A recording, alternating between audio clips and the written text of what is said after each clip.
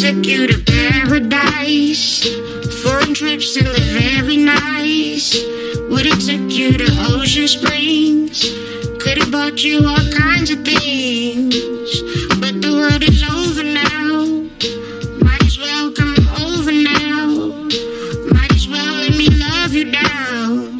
When nature calls and the sirens sound, the problem is you will like it. I can read your mind, I know all your secrets. They tell you I'm a psychic. Say we need to make love. Baby, we ain't died yet.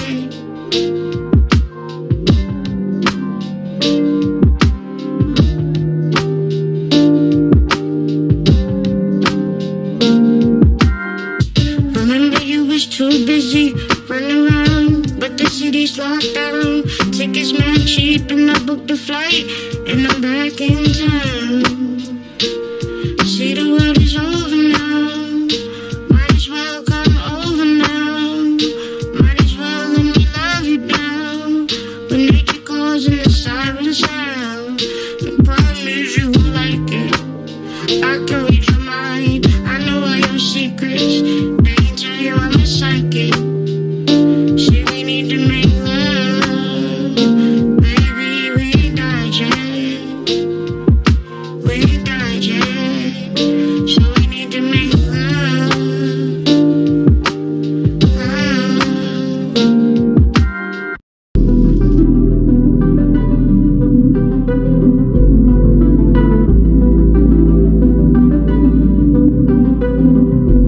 Wondered if this was a sin. What kind of hell am I in? I thought that you were my friend. Didn't know you would pretend. She would be there if the money is spent. Told her I need it for rent. Now she don't wanna see me again. First it was 5, now it is 10. Pockets is low, so I guess it's the end. I used to pray for you. I was a slave for you, but I guess it was a game for you. Never be the same for you. Can't believe I changed for you. See me, these bitches ain't loyal. No, if she resurrected for the rapture, I hope that I'm selected. I just need a second. Drinking the blood of the body of Christ. Eating the pussy like one of those nights. I was blind, she restored my sight. If I was blind, couldn't ignore that light. I just wish I could afford that price. I used to pray for you. I was a slave for you, but I guess it was a game for you. Never be the same for you. Can't believe I changed for you. See me, these bitches ain't loyal. No.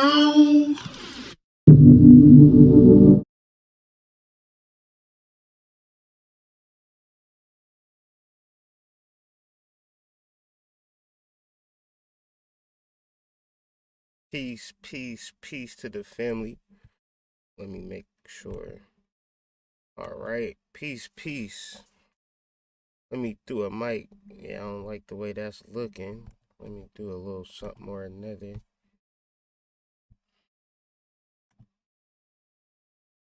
Turn that up a little bit. Turn me up in the headphones. Turn me up in the headphones. Peace to the family, man. We're about to get into another edition of the weekly Astro Report, where this is no scam. This is no scam. This is no flim. This is no flam. This is some real stuff. You know, we've been doing this for a couple of weeks, a few weeks now, and it has been very, very, I guess the word is accurate, if I'm gonna be frank. I'm Frank and you can be Alice. And I just want to continue with the consistency. I got some things that I want to share with y'all. Some business I want to take care of. But I also want to look at some astrological things from a true sidereal perspective. This information is going to be a lot different from your general astrological conversation. So if you got an open mind or you tuned in and tapped into true sidereal astrology, This is a wonderful conversation to have. If you, what up, Alice? If you, for some chance, want to deal with the regular Western astrology, there's literally thousands of videos who will call this a full moon in Aries and things of that nature, and tune into the Western astrology side of things. So have fun. But if you want a precise, accurate display of astrological conversation, you're in the right place. I have a lot of information. I do generally one video a week where I'm doing like a live stream, putting out information on YouTube. So with that being said, I generally overshare, and then I cut up this and distribute some of this content throughout the week. So same rules apply, same thing is happening. And I just want to kind of just dive into the conversation. My name is Kyrie, also known as the Hood Mystic. I'm an author, astrologer, an educator, and I'm just happy to be here. I have some exciting things to talk to y'all about. And just give me 1 minute while I check on the chat, make sure everything is copacetic.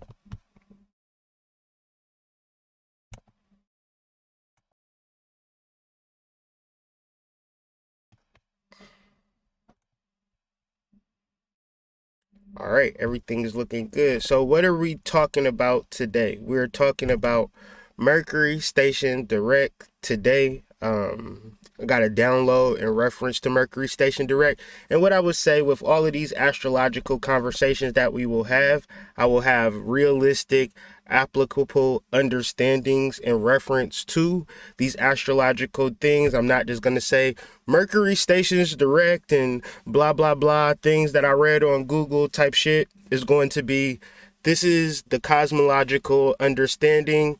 This is the mythology surrounding this cosmology, and the mythology, the cosmology, and how it applies to our ratchet asses in 2021 down here on Earth.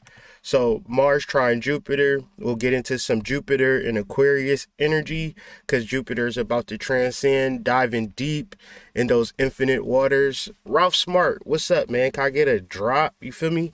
If all Ralph Smart got to do is be like, hey, this my manhood mystic, my life changed forever. I'll never go back to eating ramen noodles again. You feel me? So infinite waters, as Jupiter dives deep into Aquarius, give your man a shout out. Venus conjunct Antares. Peace, everybody. This is big goddess energy taking place, big freedom energy. But I really want to have a deep, introspective talk your daddy never had with you before we dive deep into this Venus conjunct Antares energy, because you could take all of this information and not get no guidance, and now you singing Chris Brown and Drake songs and things of that nature.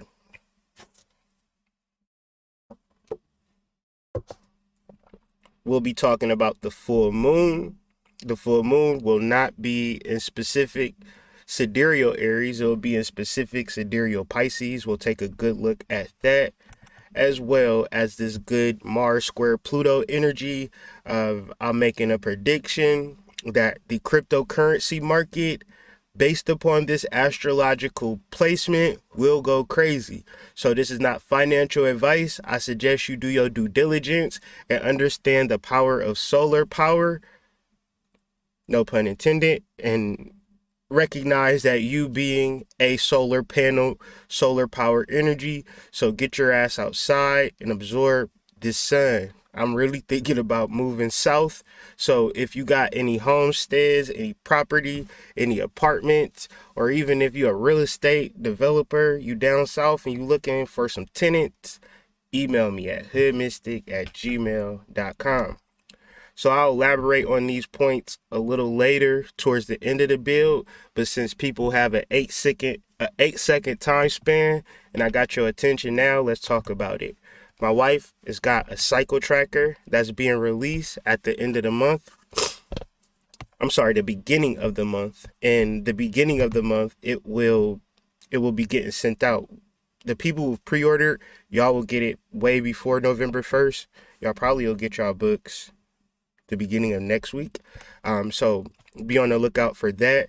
The book, the cycle tracker, is called Womb. It's basically a piece of art, and it's highly educational, and it helps you with your law of attraction. It helps you with understanding your cycle.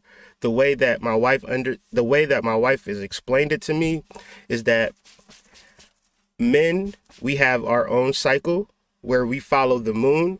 Women are divine entities. They don't necessarily need to follow the moon.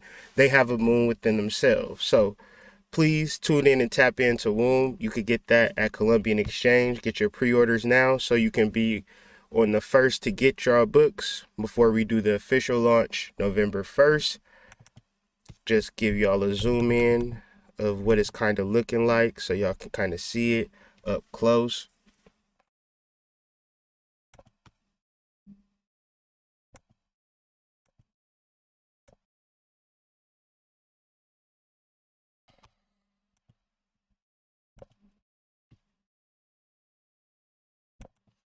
And then another thing, if you would look in the links in my description, we have the Marketing Powwow that will start October 30th.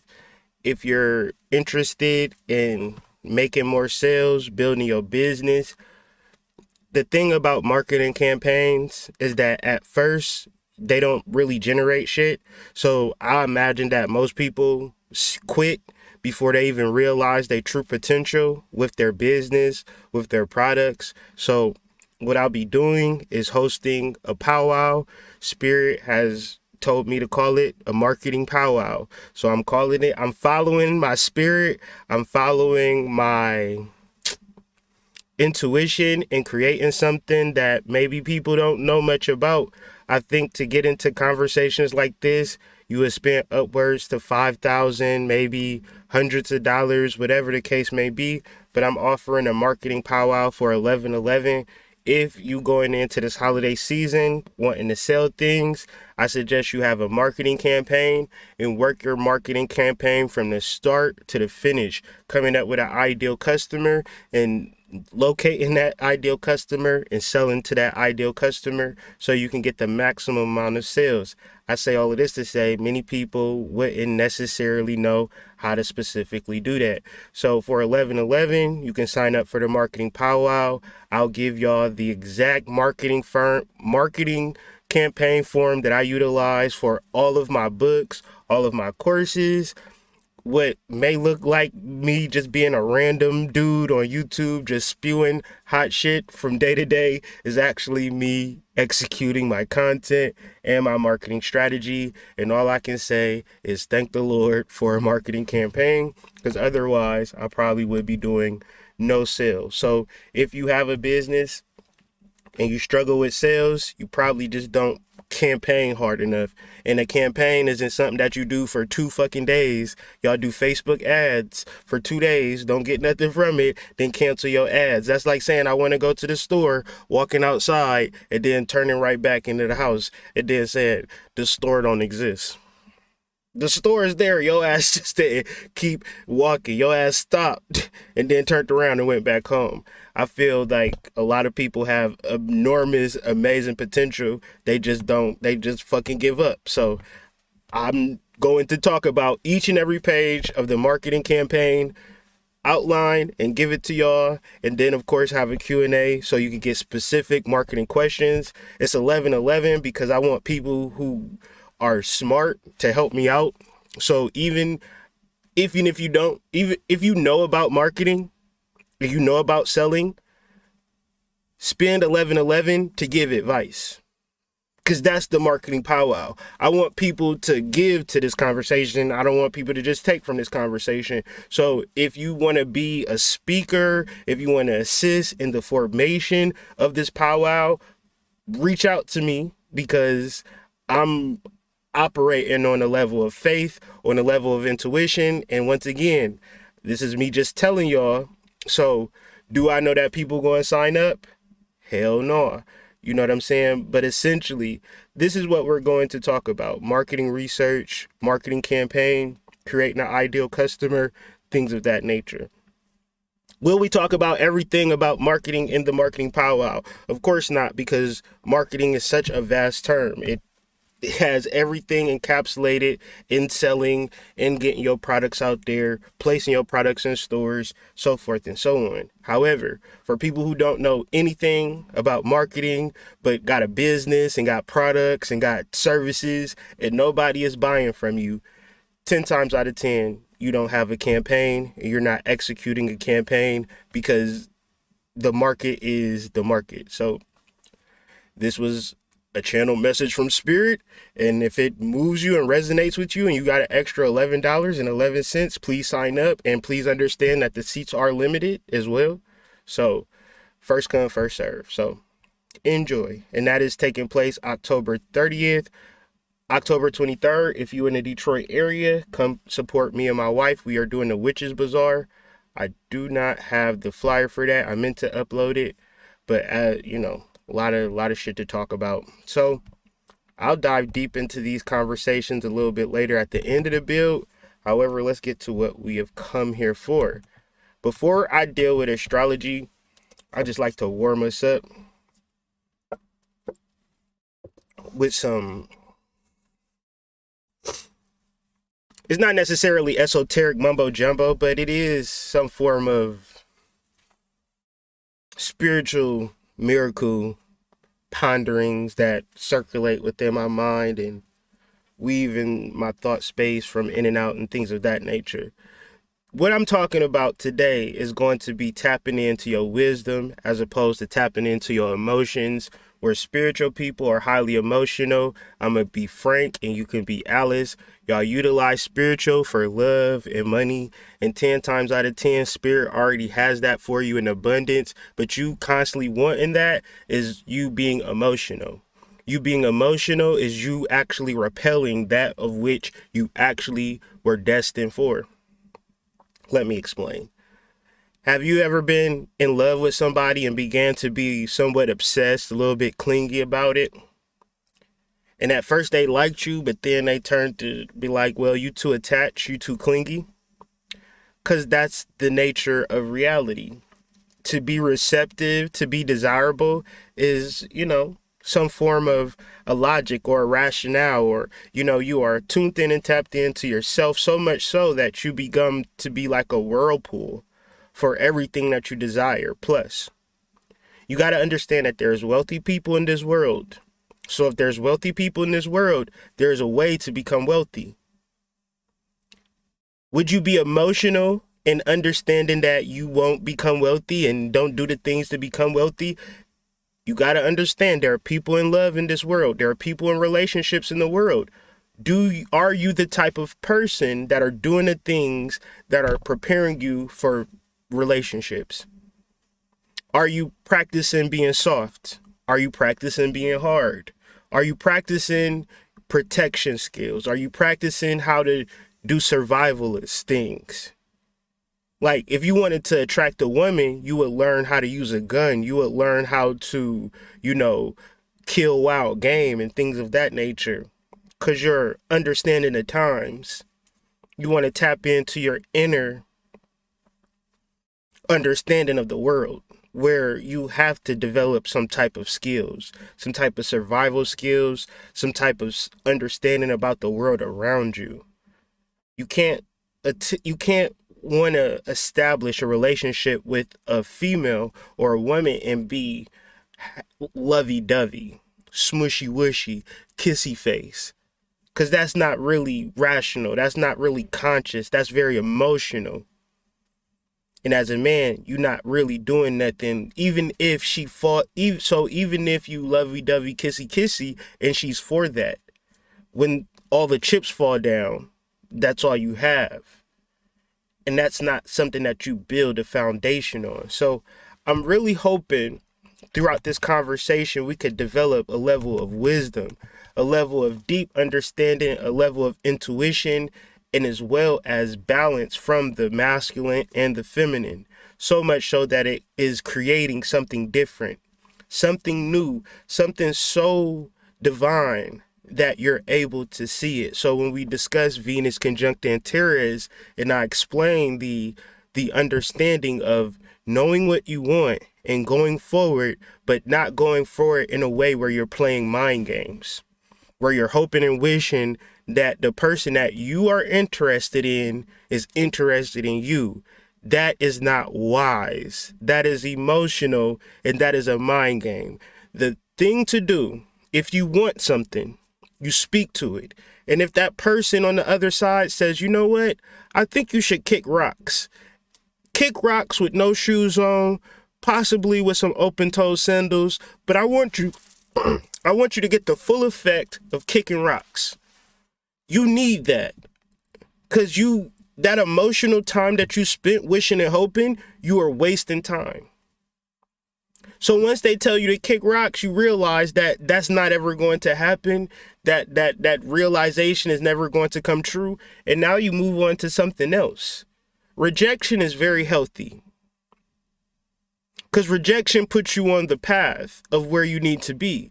If you don't get rejection, you will be manipulated and seduced into bullshit, moving yourself out of your intuition. So if anything got you hoping or wishing or wondering going into this week, you got to learn to say fuck it. And if you feel like you want something, you going to have to say what I want. Because when you talk about Venus conjunct Antares, it's mainly because people don't know how to say what they want in reference to other people. They rather do a spell. They rather call people online. It's people online right now making thousands of dollars because motherfuckers can't say what they want. What I mean is, a person to pay another person, y'all might think that's just crazy, but this is happening every day, all day. A woman might like a man, but that man might be in a relationship with another woman.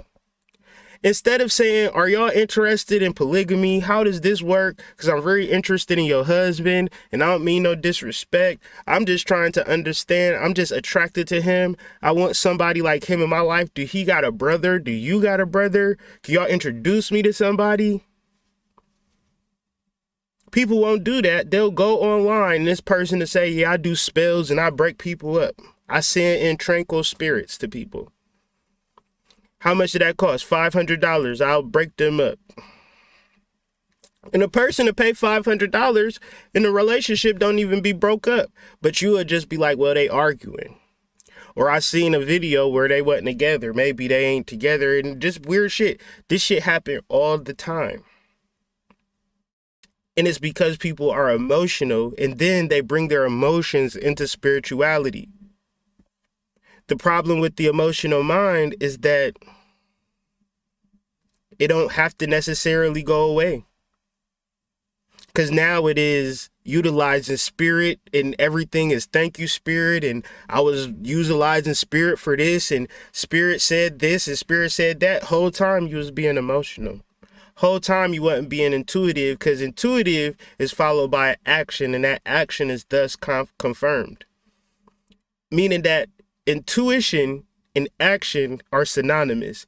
In reference to thinking intuitively, you act intuitively, or else you don't call it intuition. You call it having a fucking fantasy, daydream, fairy tale land, wondering about fantastical shit that don't really truly exist. And to honor your feminine energy within your relationship and honor your masculine energy within your relationship is how you grow. Generally, we get into relationships and being emotional, and we seek to find balance. And that balance is what throws us off, because it's like within our relationships, we are supposed to lean into our natural energies, which gives us functionality and flexibility to expand and to grow. And it's actually fun for both parties. Meaning that a masculine energy diving deep into their masculine doesn't have to balance in their feminine energy, because their feminine counterpart is diving deep into their feminine energy. Thus, that is the balance of monogamy and faithful bonds, which, if you're able to dive deep into your career, and you're able to dive deep into the pampering, the feminine, the baths, the steaming, the facials, the self-care, the nails, you know how many times, you know how much people got to pay, how much wiggling and how much people got to spend time to do their hair, their makeup, and all this extra shit. Imagine just having the whole day to just be like, I can just take care of myself.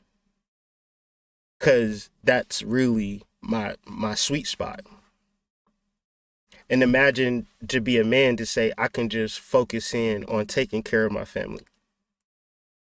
That's all I got to focus on. And then everything takes care of itself. So it's a very interesting thing if you can actually balance these things out within yourself and balance these things in your relationship, as opposed to walking on a tightrope.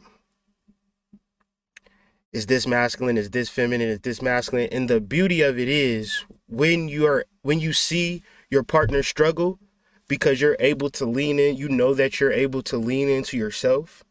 You could come and support your partner. But if I'm walking on a tightrope, I don't got time to support because I got to walk on this tightrope. The tightrope is stress, anxiety, pressure, and moving outside of all realms of truth. When you talk about spirituality, for the most part, you're talking about a sense of ease, a sense of higher thoughts, a sense of being able to do great and amazing things because you're incorporating the spirituality in your life. Now, when you're human and you're emotional, but you hear all of the conversations that a person like me and other people are having because they're actually doing the work, to regurgitate the things that I say is not actually my message. If y'all ever listen to my message, it's always about you doing the work and you coming up with your own understandings for yourself. But the most important thing that I could ever say is that you have to establish a relationship. Because if you don't establish a relationship, you're isolated within your own mind, and that you can tell yourself anything perpetually, forever. The structure, the education, the ability to say emotionally, you're not getting what you want out of this situation. Maybe we should do different things to get what you want, because you said you want it, is essentially how we can actually grow and build together. So,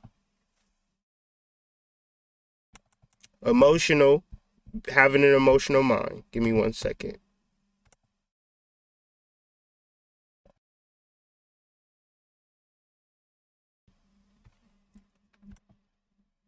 Thank you, co-creative Carmi and Amy. I really do appreciate the donations, because in reference to doing all of this work, it is specifically for y'all to understand things that y'all possibly wouldn't have understood unless you clicked on this video, and to bring you to a state of awareness and a state of higher understandings has been given to me.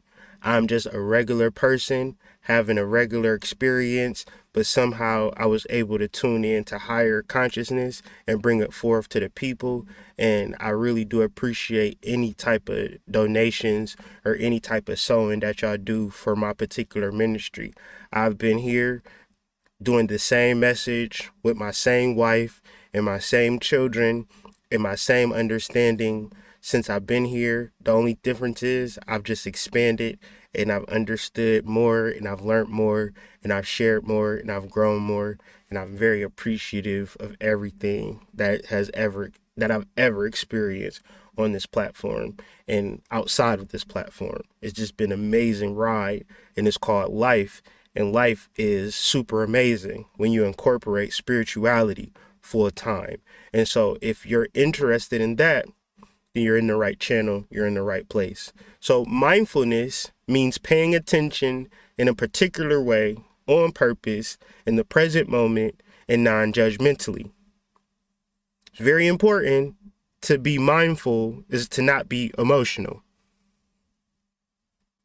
And to be mindful is the gateway to tuning in to higher celestial understanding.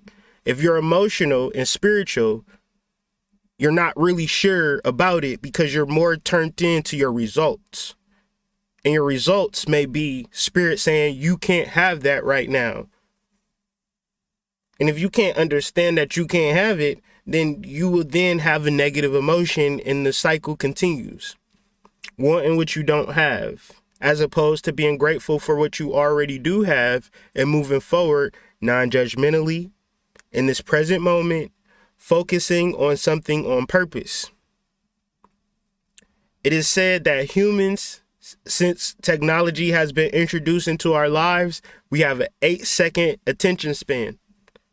If you don't believe that applies to you, I want you to scroll down your YouTube and Instagram and see how long you spend on each and every picture and each and every post. And if it's longer than 8 seconds, congratulations, you have a longer attention span than a goldfish.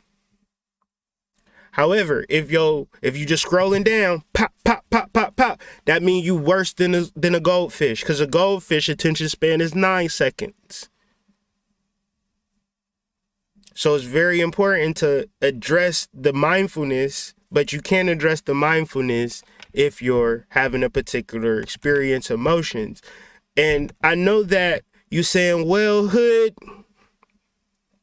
I get negative emotions, but I don't experience negative emotions. I only experience positive emotions. I'm saying emotional thinking within emotional thinking is negative, and you don't want to think about this, especially when it comes to things such as business or relationships. I'm talking about serious shit. You don't want to have emotions. You have emotions for your children to a certain extent, because your children begin to utilize your emotions against you too. Ain't nothing like being pissed off, and your kids know you pissed off, and then they start to lean into you being pissed off. What are you going to do? As opposed to being rational and logical and saying, okay, I already have a system set up for these children, or I have a system set up for how I'm going to accomplish my business. I have a system set up for how I'm going to be in a long-term relationship. The reason why you'll never establish a long-term relationship is because you're building it on top of emotions. Emotions are water. Now, correct me if I'm wrong. How does a person build a house on top of water? And if you can't build a house on top of water, you can't build a relationship on top of water. But when it comes to attracting a long-term relationship partner, you hoping that it hits you emotionally. But emotions come, emotions go. You felt this way about this person, you felt this way about that person, and you never got nothing. You felt real good about your business when you started it. But then when you get in those sales the first time, then you started to say, you know what? This ain't working out for me. You put your business out for 2 weeks. Generally, when I do a campaign, I only start to see money from that campaign towards the end of the damn campaign. And it's ironic that I could have quit anytime if I do a 30-day campaign, I only start to receive dividends the 28th and 29th and 30th day. Imagine the 27th day, I'm saying, oh, well, forget it. This ain't working out. But if you have a plan, I want to marry you. I can't stop thinking about you. I'm in love with you, and we need to figure out how we can be in a relationship. Versus, I love you. I love you. I have these emotional feelings. Which one is going to bring about a relationship, if it ever is going to be a relationship? Rational or logical thought, or emotional feelings? Emotions become to be a prison at the end of the day. And so what you'll notice with spiritual people who emotionally, y'all tuned in and tapped to them for a particular time, right? And they love, oh my goodness, you are the most spiritual person on YouTube. I love your videos. And they got a high off that shit. Oh, let me book you for a reading. Got a high off that shit. But since nothing is long-term based upon emotions, now you have to actually have some foundation to your business. You have to have some ethics to what you're saying in reference to being a spiritual professional.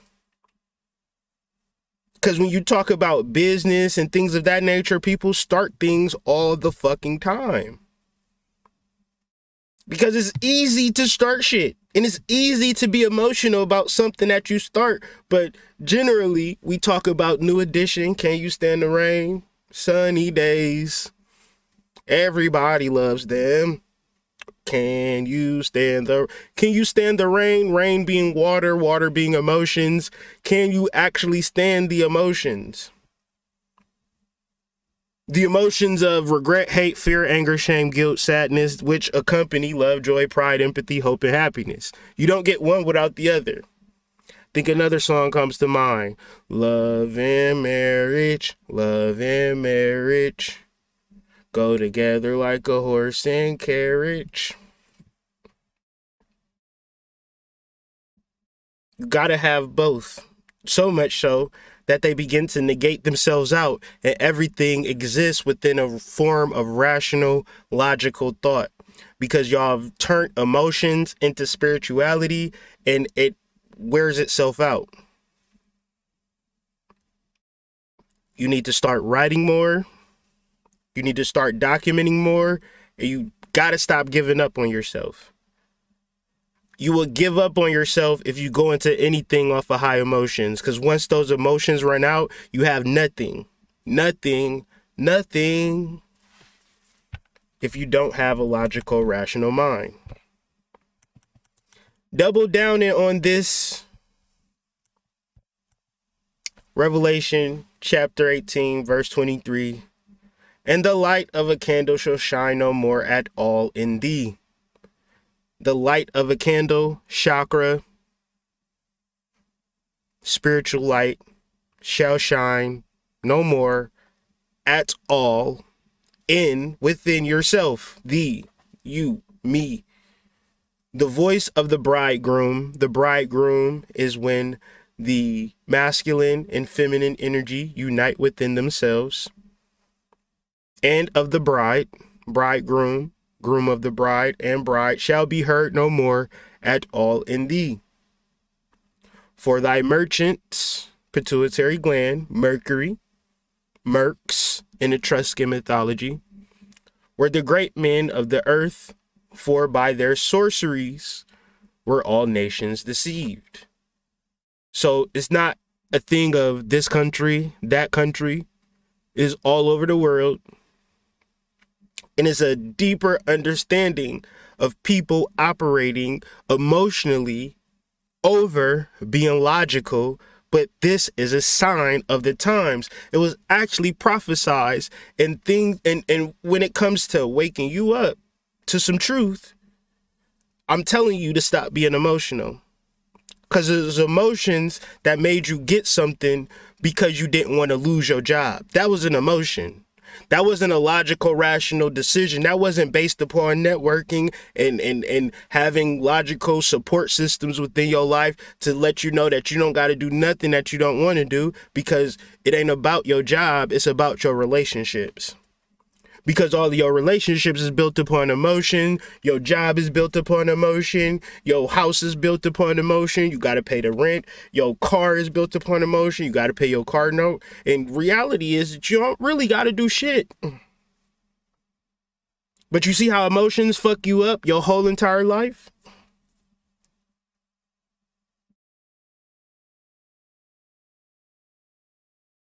There is no way,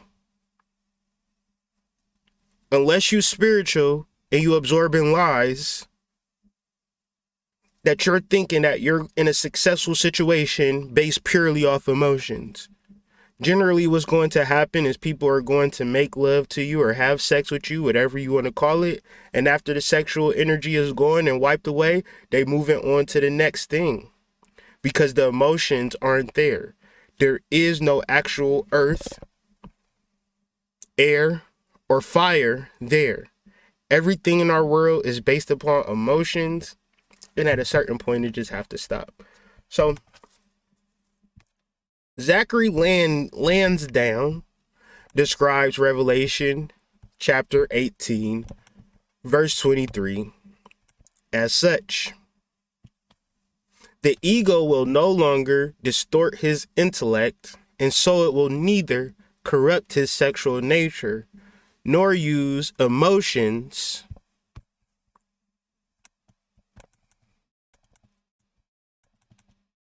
to deceive his personality with false values. And I talk to people all the time. All y'all got is emotions. Because that's all people is giving you is emotional content, emotional value. That's like selling you ocean water. When you can go to the ocean yourself and just drink the water and drink the salt water. Because for one, you can't drink salt water. And for two, you shouldn't be buying salt water when you can just go get it yourself. So you can't ingest emotions, nor is it of any value. Unless you want to deceive your personality, unless you want to play games and mind games. So it's people out there that's madly in love with y'all going into this week that's going to play mind games with you. It's people that can do great business with you, but they ain't going to say, let's do great business together. They going to play mind games. The reason that they play mind games is because they're emotionally fragile on the inside. And if you was to reject them or say no, or give them some actual food to digest, they might choke. So keep that in mind as we go throughout the week. As you all know, or maybe you don't know, we did a 9 days of the goddess ceremony, situation, I don't know what you call it, on the mystery school. And then yesterday, I seen a preview for the movie Shazam 2, The Fury of Gods. And I got a short little quick video that I want to show you guys, and I want to know if y'all catch the same thing that I caught.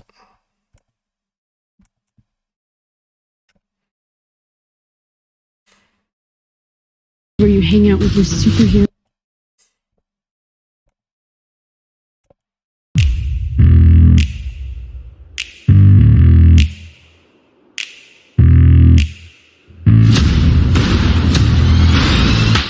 Hello, my name is Zachary Levi. I should have a little tag. And I play Shazam. We all established something very special in the first movie. And in Shazam, Fury of the Gods, we expand on that. Now they have to balance their life with being superheroes. This is where you hang out with your superhero friends, isn't it? These goddesses come to our world. Our incredible new villains, Lucy Liu and Helen Mirren. She's kick-ass as Calypso. We have mythological creatures. Minotaurs, harpies, and dragons. When I talk about upgrades, we got an upgrade.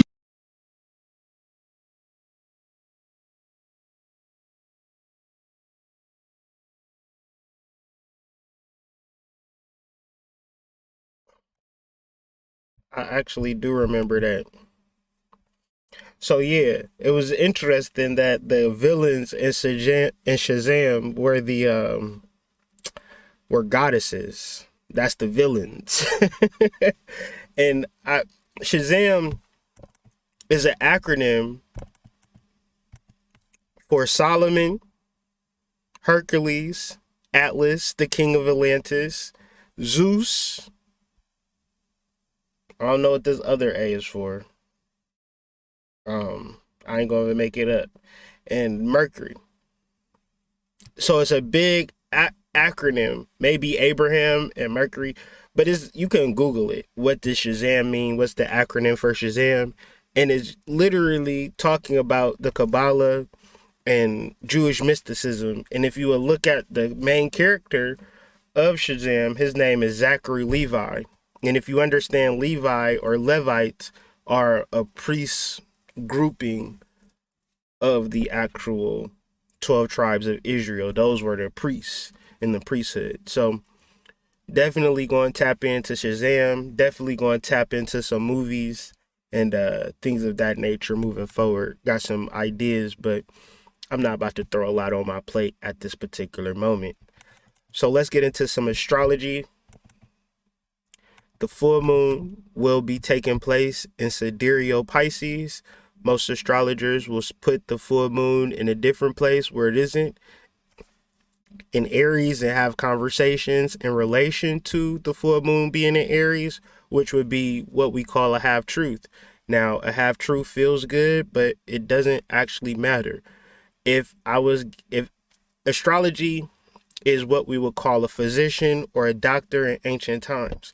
Now, if you get a medicine for your liver, but really it's your kidneys that hurt, now you understand the difference. Just because I give you medicine and it got a prescription label on it doesn't mean it's specific to that particular thing that you are experiencing. So when we talk about astrology, we're talking about a specific prescription that you can give to people.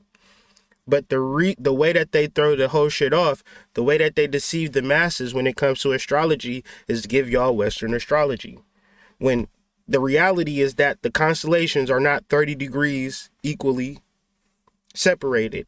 And the reality is that you can't base an astrology chart based upon the equinoxes, because the equinoxes don't take place at the same time all over the planet. So it has to be a segmented view to look at the equinoxes. If I'm in Japan, then we're having a whole different equinox. Thus, we will have a whole different conversation. So there's no real accuracy in that. Especially if we're talking about planetary calculations. It should reference the whole entire planet, the whole entire planet, and the whole entire understanding between the planet, the universe, and the galaxy. So understanding this planet in reference to the galaxy, and the galaxy in reference to the universe is what we're talking about. And it could be extremely heavy. That's why it is your prescription. That's why it is medication, because you're able to tune into the accurate, precise locations of the astrological positions. Thus, you can have a conversation. Thus, you can have the particular healing. So we're just going to talk about the sun being presently in Virgo. And it's amazing how Western astrologers can put the sun already into Scorpio when it hasn't even got out of Virgo yet to get into Libra. But that's how off we can be. And if you follow the crowd, you have peer pressure. That don't make it right either.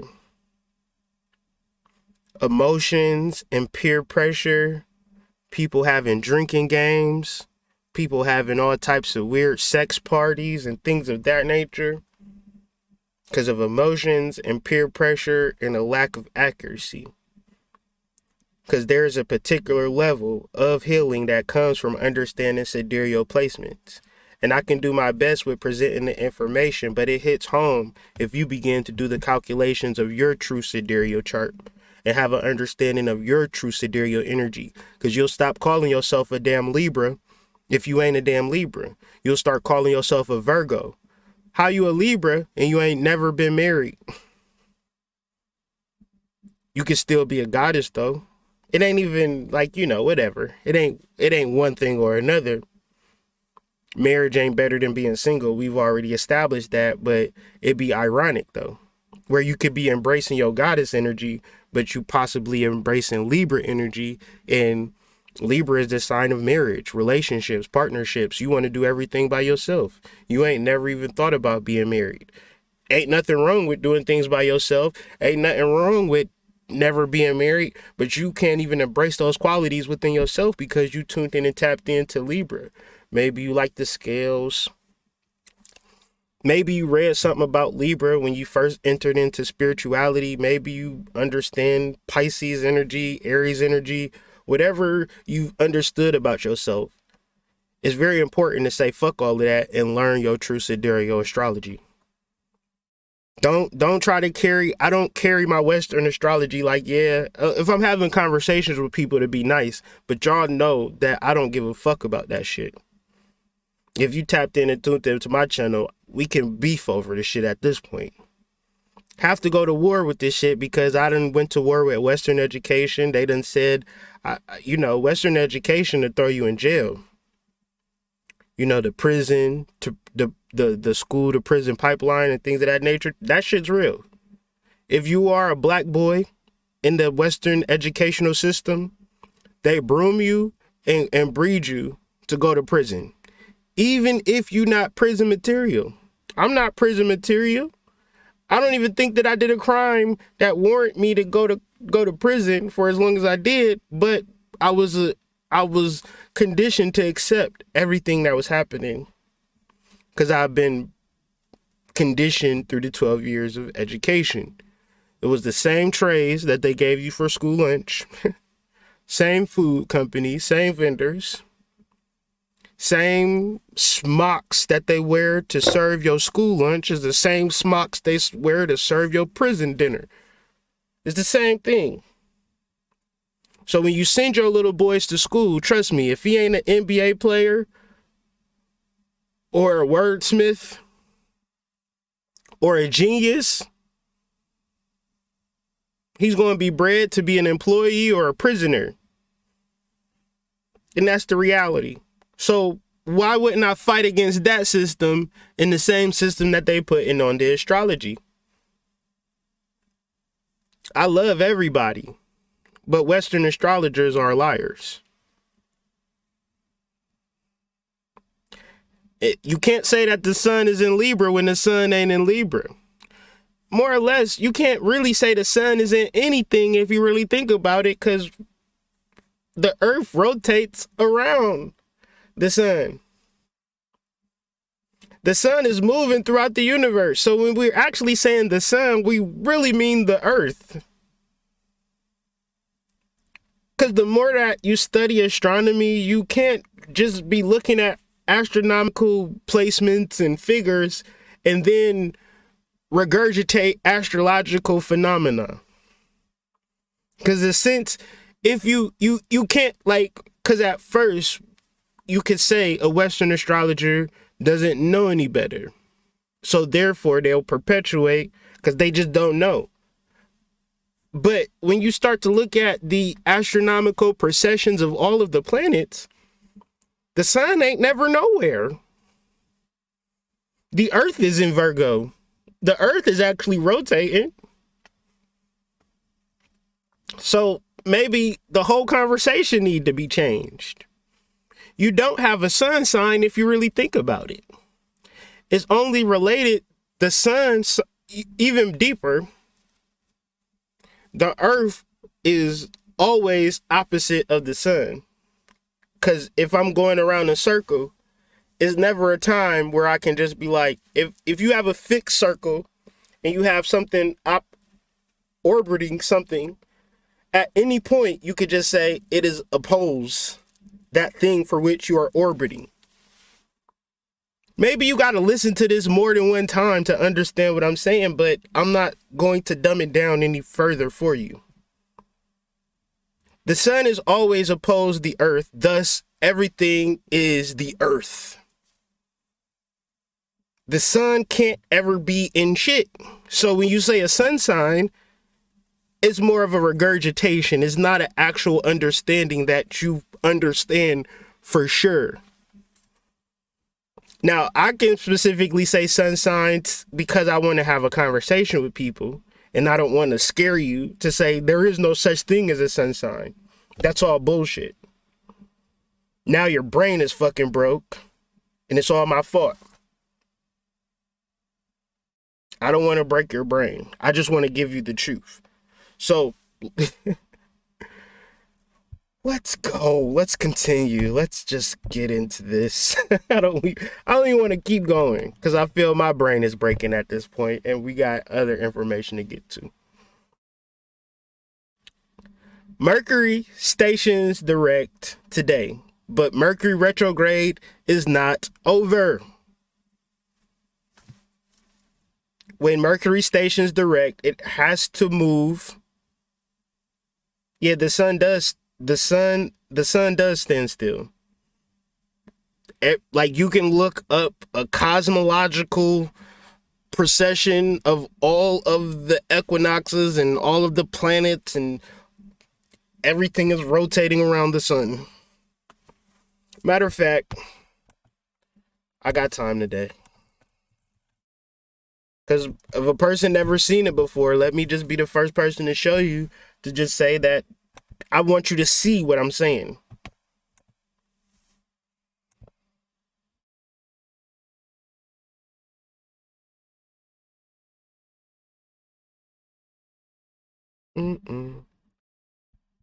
So this is what it looks like. We're rotating around the sun. A sidereal day is the earth spinning. So when the sun rises and the sun sets is because the earth is spinning. But the year is based upon how many times, or not how many times, the earth rotating around the sun. So when you say your sun sign, it's specific to the earth being opposed to the sun and that calculating where your sun sign is at. So this is the earth being in Virgo, right? The earth is in Virgo, but you just say the sun because it's always going to be in alignment. No matter where the earth is, it's always, everything is in alignment to the sun. Everything is directly opposed to the sun because everything is rotating around the fucking sun. So your sun sign, everything that we relate the cosmos to is specifically rotating around the sun. But we don't never really understand it to be a cosmological phenomena. We just understand it to be what we read on Google. But what you read on Google they might understand the cosmological processions of the planet. They might not. They might have got their information from a book. So now you don't got secondhand information that you regurgitate, and you regurgitating third-hand information. That's pretty intense. I mean, I know that I make it sound like some very simple, easy shit. Astrology is something that people can just talk about, which it is necessarily, you can just talk about it. But the same way you can talk about arteries and blood clots and surgeries and things of that nature, you can't necessarily perform that shit because you know the terminology in reference to the conversation, such as surgery or neurosurgery. You can know every neurosurgeon term. Does that mean that you're a qualified neurosurgeon? Absolutely not. You would have to actually get some skin in the game. And I'm only talking from hella skin in the game, so pardon my back.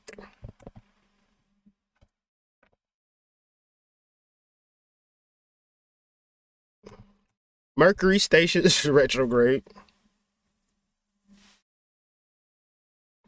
Mercury stations retrograde or stations direct, but it goes through its shadow period. So to understand this whole period took place September 6th. So if you got a journal, which you should have a journal, you should know what you was doing September 6th. Because you ain't going to remember it. So now, since you don't remember, now you got to really reflect on, unless it was some traumatic stuff. Now September 6th is a distant memory. Wherever you was at September 6th and all that you've been through, because you might have had $0 during this time. You might have been in dire straits during this time, and it was all a damn initiation ritual. Now, you don't take it seriously, and that's fine. But trust and believe, this shit is not over with. You should have took some damn notes over this past goddamn Mercury retrograde, because the reality is you don't never want to be where your ass just was at ever, ever, ever again. You should have took it seriously. For me, it was hardcore shadow work. But that was a lot of alignments with the constellation of Corvus. So true sidereal astrology, we got to understand, when we look at astrologics, we got to look at the stars.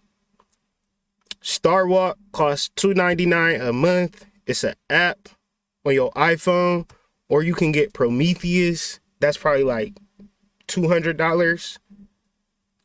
But you got to have an app or device that can give you exact placement so you can begin to do your divinations and your understanding in reference to fixed stars such as Spica, in reference to constellations such as Corvus. Because now every time that you act, every time that you express yourself is going to be in a form of prophecy. Now, prophecy and emotions don't mix. You see how that works? Let me know if y'all see how that works. If you want to be prophetic, but then you want to be deep in your emotional bag, all your prophecy is going to be aligned with your emotions. It's not going to be true prophecy. To be mindful, to be awake, to be, okay, I'm learning new information. I'm going to understand. You see the Mars is conjunct Spica. You got to understand the energies of Mars and research the energies of Spica. There's not going to be a clear understanding of Spica. So you're going to have to journal. And what does it feel like? What does it look like? We can learn this shit together.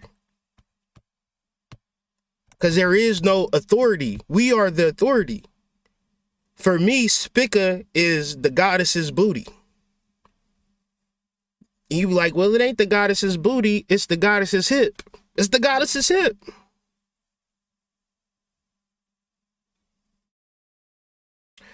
But I don't know about y'all. Ever since Cardi B's birthday party, things been a little strange out here on these streets.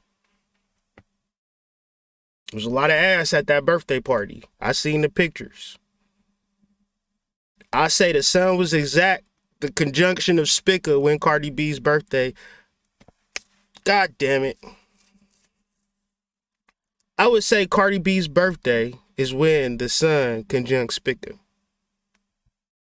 But I can't prove that. I have to do some Cardi B's birthday. Because my theory is Spica is the goddess's ass. But please correct me if I'm wrong, Spirit. October 11th, 1992. So let's look at the skylive.com and see what was the planets looking like on that day. Let's just pull up the sun, since they ain't gonna say the earth. October 11th. What was the sun looking like?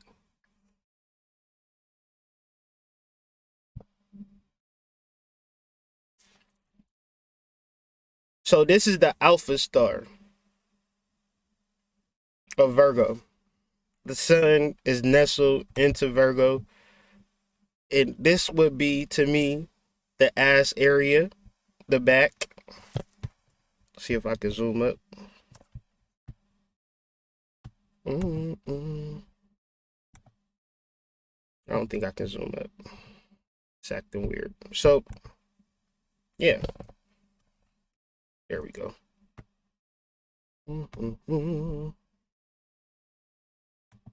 So if you could, I don't know if y'all can see it,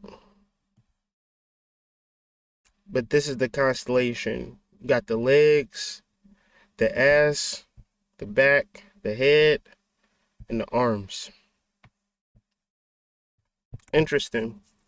But yeah, goddess energy in full effect as this Mercury stations direct. And can you stand the rain? Can you look at your shadow? A download came to me in reference of this Mercury direct and the shadow work, and how shadow work is actually an ancient Babylonian myth that was found in the story of Gilgamesh. And Gilgamesh and Enkidu.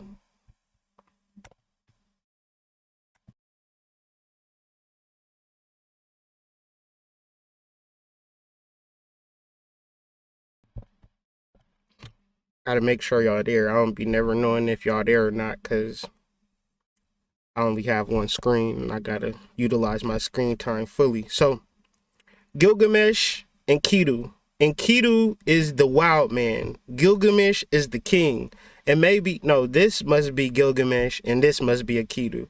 It's weird how I've seen them flipped. Never mind. If you can see this same embrace, it's the same embrace that I got for my shadow work course available on Columbian Exchange. You get now both courses and you'll get 50% off the shadow workbook if you sign up for the course today. But this is where I knew it was a download. Let me make sure. Okay. I be paranoid if y'all can hear me or not, man, because I really don't like when I be talking and y'all be like, Hood, we can't hear Hood, we can't hear you. And then I don't remember what I just said or nothing like that because everything is a channel. So I just always be making sure y'all can hear me, double checking. So anyways, Gilgamesh was the king. Enkidu was this wild man. And at first, Gilgamesh and Enkidu fought.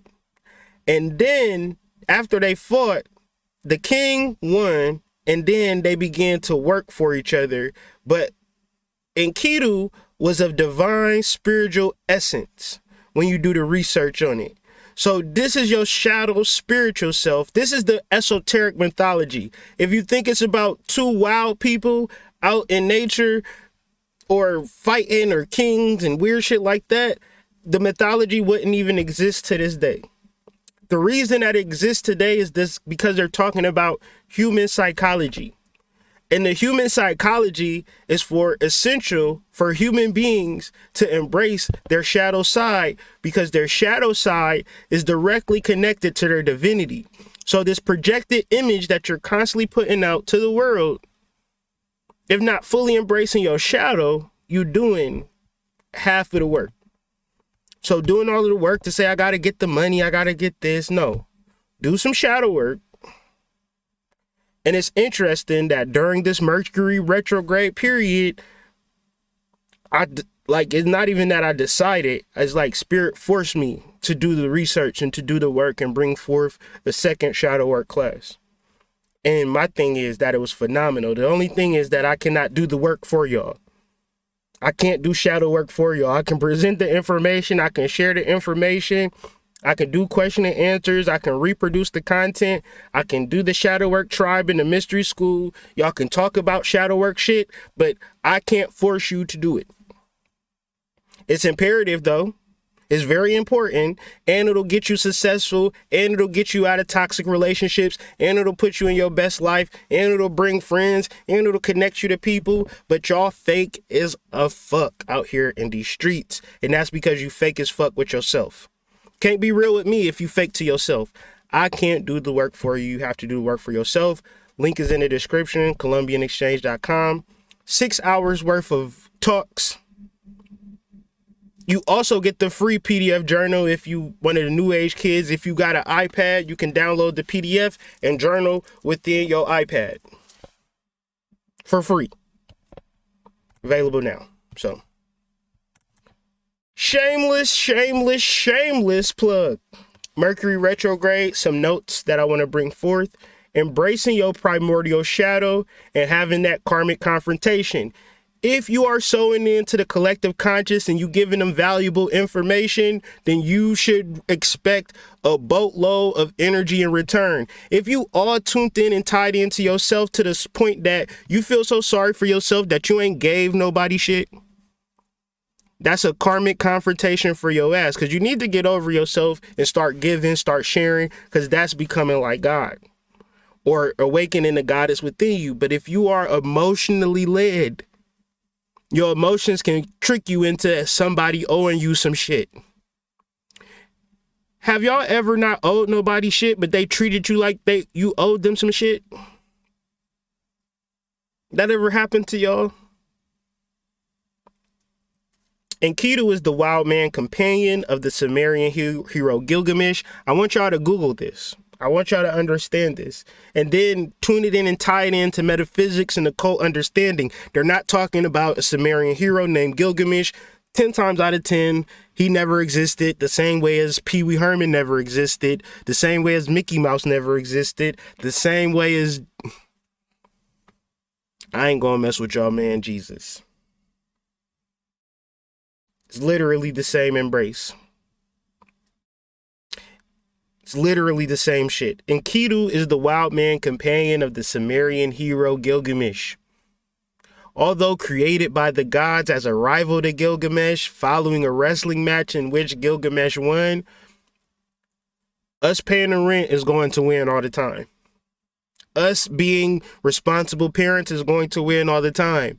So if ever you think your shadow self is going to win that crazy shit that you don't address within yourself, and the fear perpetuating under your shit, and what you carry into all of your relationships to which you don't resolve within yourself, energy do not hide, love. To which, if you can't love and embrace yourself, the reason as to why you can't love and embrace your partner, it ain't your partner's fault. This is shadow work. But of course, y'all hate the fact that I talk about shadow work, to the point that y'all talk about shadow work, but not even realizing y'all need to do shadow work, because the shadow work that y'all not doing is making y'all mad at me. You're projecting that anger. Projecting that anger. And Enkidu would aid him in his adventures. So your shadow self, I'm doing shadow work and people talking about shadow work, and I'm seeing people having shadow flare-ups against me.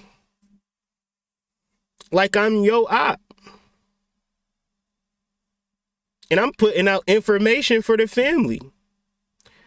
I'm putting out information for the family downloading the information, the family making themselves a better person.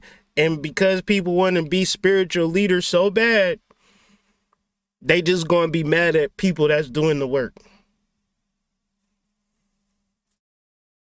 If you see somebody liking what they do, you need to either do the same thing that they doing or try to work with them. Not be mad that they doing something that you want to do. And since you can't have the conversation about it, you're going to project that negative energy, and it's going to be something inconsequential, and you're going to blow up like a balloon because you've been sitting on that anger. It's not my fault that you sit on anger. It's literally the energy within yourself that possibly have come from people that's not even me. So shadow work is not over, y'all, basically. Shadow work continues from the 16th to the November 2nd. And the best thing to do is stop playing mind games. Stop looking at negative energies. If you want to be in a long-term relationship, if you want to establish a friendship with somebody and build something that's going to be worthwhile, then the conversations got to be serious. I don't know what the fuck happened to people. I grew up on AOL. I done grew up on MySpace. I done grew up on chat lines. All I know how to do is have conversations that build upon coming together and things of that nature, having rational, reasonable conversations that build upon a form of consensus. All y'all conversations nowadays be full of cappington. Because when you get into the fire, the reality don't never match up with the cap. My thing is, stop capping, be honest, be visceral. Put yourself in a space where you always have the potential of being rejected. Put yourself in a space where you always have the potential to be vulnerable, so you know that you're doing shadow work. If you're hiding from being rejected, if you're hiding from being vulnerable, then you're not ready for truth. And you'll continuously play mind games, and you'll continuously be emotional, and your emotions are creating the narrative in the thoughts. So your negative emotions for most people to say, I want to be married, but I know I'm not going to be married because I'm always angry. As opposed to saying, how do I relieve this anger? Through being honest, through having these conversations. And this is a very powerful time, a very powerful portal, that if you can simply speak your truth unto yourself, unto your partners, into your career, into your friendships, it's probably the simplest shit that I've ever said on this channel by far. Be honest with people. Stop lying to people. Stop lying to yourself. Stop saying you don't want shit when you actually do want shit, so you can begin to get shit. Very simple shit. Mercury station and direct. So we understand as astrologers that is continuously moving out of our shadow zone until November 2nd. And that's when Mercury is fully out of its shadow. The sun will move into Sidereal Libra, and we can begin to have these real, so boom, love, passion. Don't rush into it. Have conversations surrounding it. November 2nd, October 31st, through the 2nd, give or take. Sun transits into Libra, Earth transit into Libra, however you want to view it.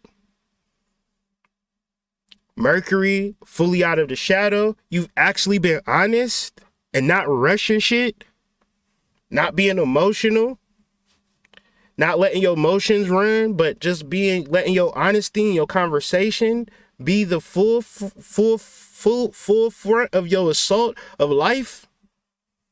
Whether it's building a relationship with somebody or starting a business, you're not trying to start your business today. You're doing the research.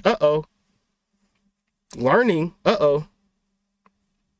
Being patient with myself. Whoa. Very powerful time. I'm talking generational curse removing powerful. If you could be mindful enough and not emotional based upon suppression of darkness.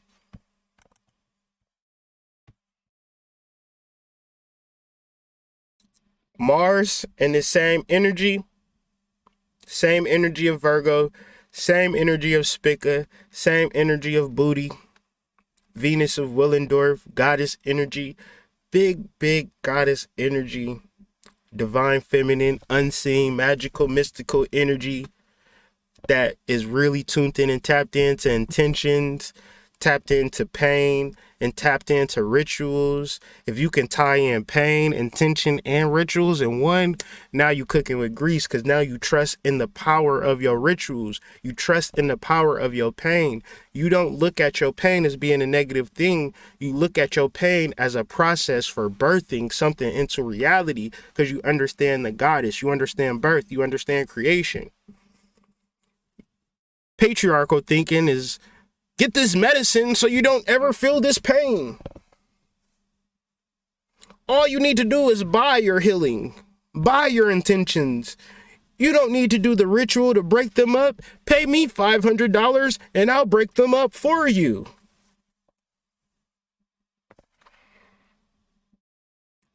It's a movie that came out back in the day called Idiocracy. I swear for God, we living in them times right now. So Mars in this Virgo energy is cross-trining Jupiter, exited out of Capricorn, about to move steady into Aquarius. And I feel that it's a time to settle into Aquarius energy. Jupiter generally spends a year, will spend generally a year in Aquarius, moving into 2022. But as we see, it's leaving Capricorn, preparing for Aquarius, so we can have an introductory conversation on Aquarius, because we may not fully grasp the understanding of Aquarius from an ancient cosmological understanding. And I'll bring up some various points on Aquarius and Jupiter, and really tuning into your God force energy. I don't sit and talk about astrology so your life can become more difficult. I didn't put this presentation together so you could begin to look at this information and see all of the troubles that your life is now faced with. Quite the contrary, I'm trying to attempt to make your life easier by knowing that you have a higher celestial consciousness that you can tune in and tap into whenever you want to. Even deeper, you are higher celestial consciousness, and you could tune into yourself. What does this look like in the major understanding of life, though? It looks simply like good luck. Mars trine Jupiter is that said good luck, because as we can understand, everything we act towards in the realm of Virgo should be in the form of reasonable, rational actions that lead to reasonable and rational results. To the external person, is looking like you just the luckiest person on earth. Jupiter, the planet of expansion, so acting towards our Virgo ways, is a trine, so it's a natural conjunction where two things are indirectly misaligned, but when you act on one energy, the other energy is like, oh, that's exactly what I needed. I didn't even know that taking a bath was going to get my booty ate tonight. That's what my wife was saying last night. Just in case y'all was thinking I was thinking that. I wasn't thinking that. And as I was in this particular position of the booty eater, I was like, damn, baths really excite that energy within me. I don't know why. It's just a cleanliness. It's just it's like a watermelon. It's so clean. But I'm sure maybe women take baths because they want to be clean. Maybe women take baths because they want their salad tossed. But one thing shouldn't automatically lead to another. That's a trine. You're taking a bath because you want to be clean. You just want your booty to be clean, right? It's better to have a clean booty than a dirty booty. We understand that. But a trine is a other energy. Jupiter just laying in the bed, relaxing, shooting some b-ball outside of the school. Then your girl just hop in the bed smelling like lilac and lavender and rose petals and chamomile. It invigorates your nostrils. Start kissing on her back. Start going down, and the smell gets intensified as you go lower. But anyways, that's a trine. Moot, thank you. Appreciate that. Or both.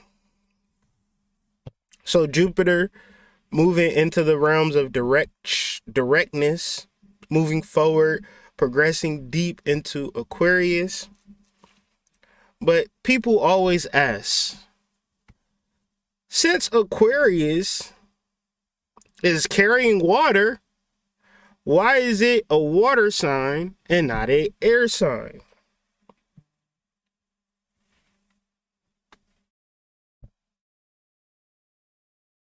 Well, good question.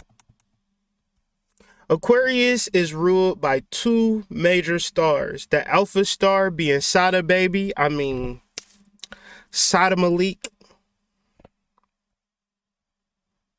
and Sada Lasud. Detroit, stand up.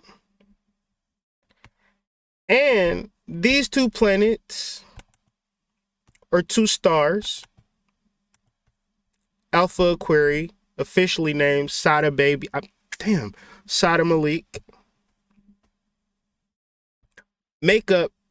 are the head alpha stars of the constellation of Aquarius. But interestingly enough, Sada Malik is from the Arabic Al-Sadal Al-Malik, the lucky one of the king, sometimes given as Al-Sadal Mulk, the lucky one of the kingdom, or Malkuth. I've just seen that.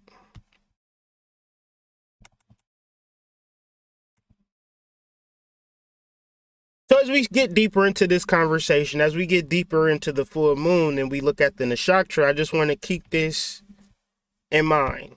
Why is a horseshoe considered lucky?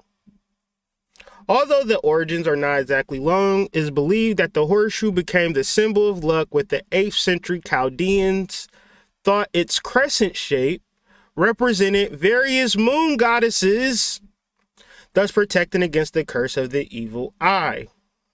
So when we look at Jupiter conjunct Aquarius, as an astrologer human being, one level is you're a human not connected to the higher celestials. You got to work, you got to save, you got to invest, you got to work hard. If you don't work hard, nobody going to bless you. Nobody going to do things for you. You ain't worth nothing.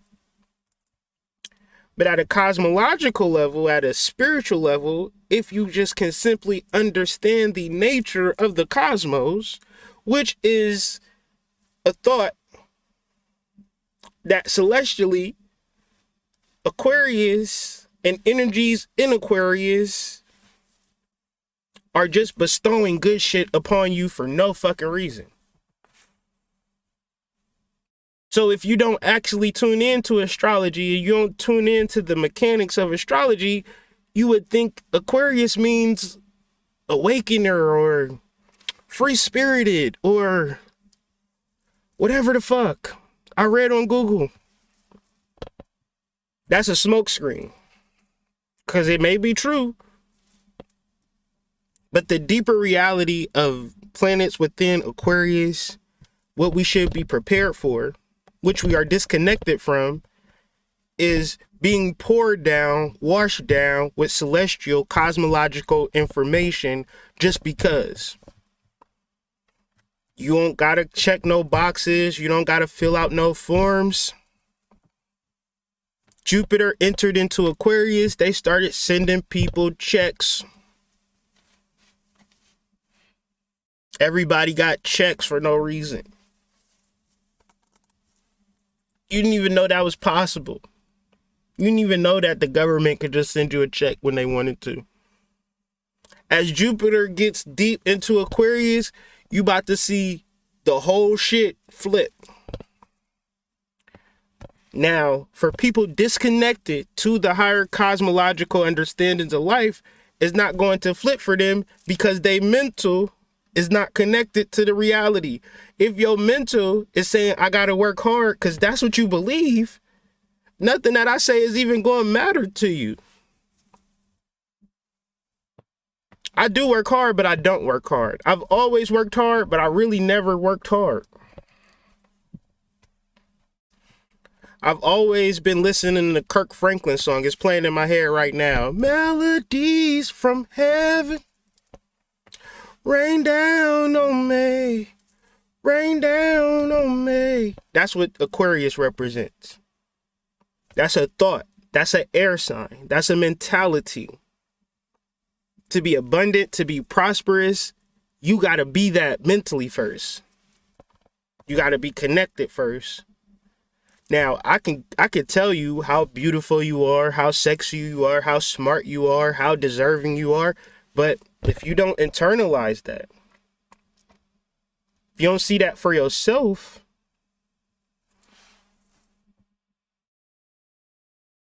then whether you experience it or not, you won't think about it. Thus, Aquarius is an air sign. It's a mentality.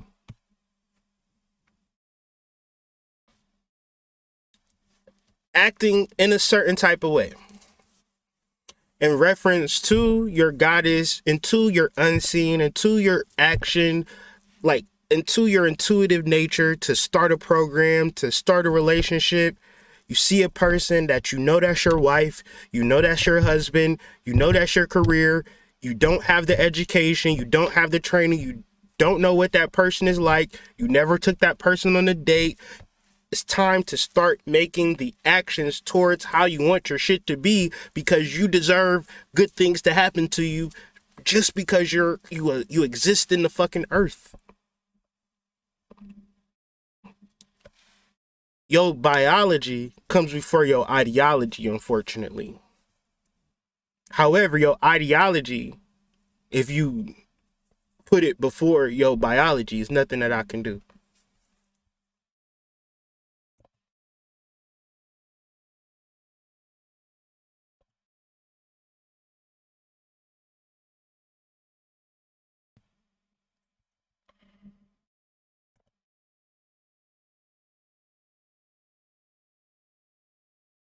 Real actions towards helping the collective. You have to be specific about helping the collective. Why would you be specific about helping the collective? Because you are the collective. You are a part of the collective. You're not existing in a vacuum. Western education, Western astrology, Western thought puts the center around you. You're not the center. You're a part of the whole. If you could just simply understand that, then everything that you do, however you do it, if your intention is to serve the collective, you will come out on the other end clean. If you say, I'm going to do this with the intent to help people, everything moves out of your way. Nothing will stand in your way to accomplish your goals. However, if you think about it in the realms of selfishness, then you're taking yourself out of collective. And the problem with that is it's just not true. If it took 2 people to make you, then essentially you're a part of the collective, because it took 4 people to make them, and it took 8 people to make them, and it took 16 people to make them, and it took 32 people to make them. You see where I'm going with this? It took billions of people for you to exist, which that means that those billions of people exist within you, and the reflection of those billions of people is what you call people on earth. Your soul family is just your ancestors reincarnated in different people. But if you're not specific on helping them and bringing them to some form of awakening to the fact of the soul realm, then what's the point of you being spiritual for? For your personal benefits? Now you're thinking emotional. Now you're not thinking rational or logical. The most rational, logical thing is that you're a spiritual being. And from that is everything. But if you don't understand that about yourself, everything that you do is emotional because you're alone. You're isolated. Now look at your life. Look at your friends. Look at your family. Is that necessarily true? No. You just tell yourself that bullshit. How do you know that you're doing the shadow work? How do you know if you're growing? Because you're specific about helping others, but you're not helping each other for egoic reasons. You're helping others because helping others is helping yourself. Now, your plans and your intuition, everything matters now. Because when you're doing things, you're not thinking about the personal benefits that you'll get from it. Even a business, if you had a business selling the clothes that you like versus a business of selling clothes that other people's like, who would have a more successful business? Naturally, other people want to buy shit that they like. They don't want to buy shit that you like.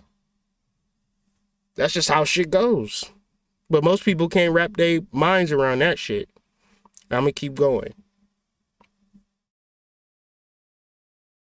So when you reference the karmic confrontation, your karmic confrontation, if you pour into people positive, prosperous, abundant information, then you can expect that on the flip. But if you ain't doing shit for nobody, don't expect nobody to do shit for you. You see how that works? Your karma and your negative energies is based upon you being selfish. Because essentially, if you tuned in and tapped into Aquarian energy, or you an Aquarius, or the sun was in Sidereal Aquarius when you was born, or you got major planets in Aquarius, so forth and so on, you got natural gifts and natural talents and abilities.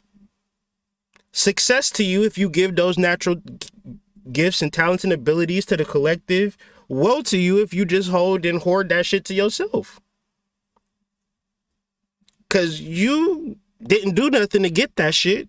So why would you feel like people need a special criteria for you to give? All you did was exist. And you got the talent of singing, dancing, or art, or spoken word, or whatever fucking talent you got. But you hoarding it to yourself. You want top dollar value for your opposite or supposed talent. But you ain't giving it. You're not offering it. You offer to yourself because you are the collective. Very simple shit.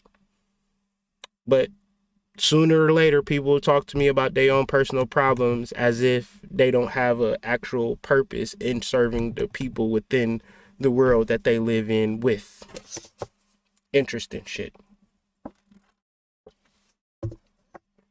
So Venus conjunct Antares, I'm going to deal with some hoodoo energy and also some voodoo energy, because that is what the download was accentuated with this Venus conjunct Antares energy.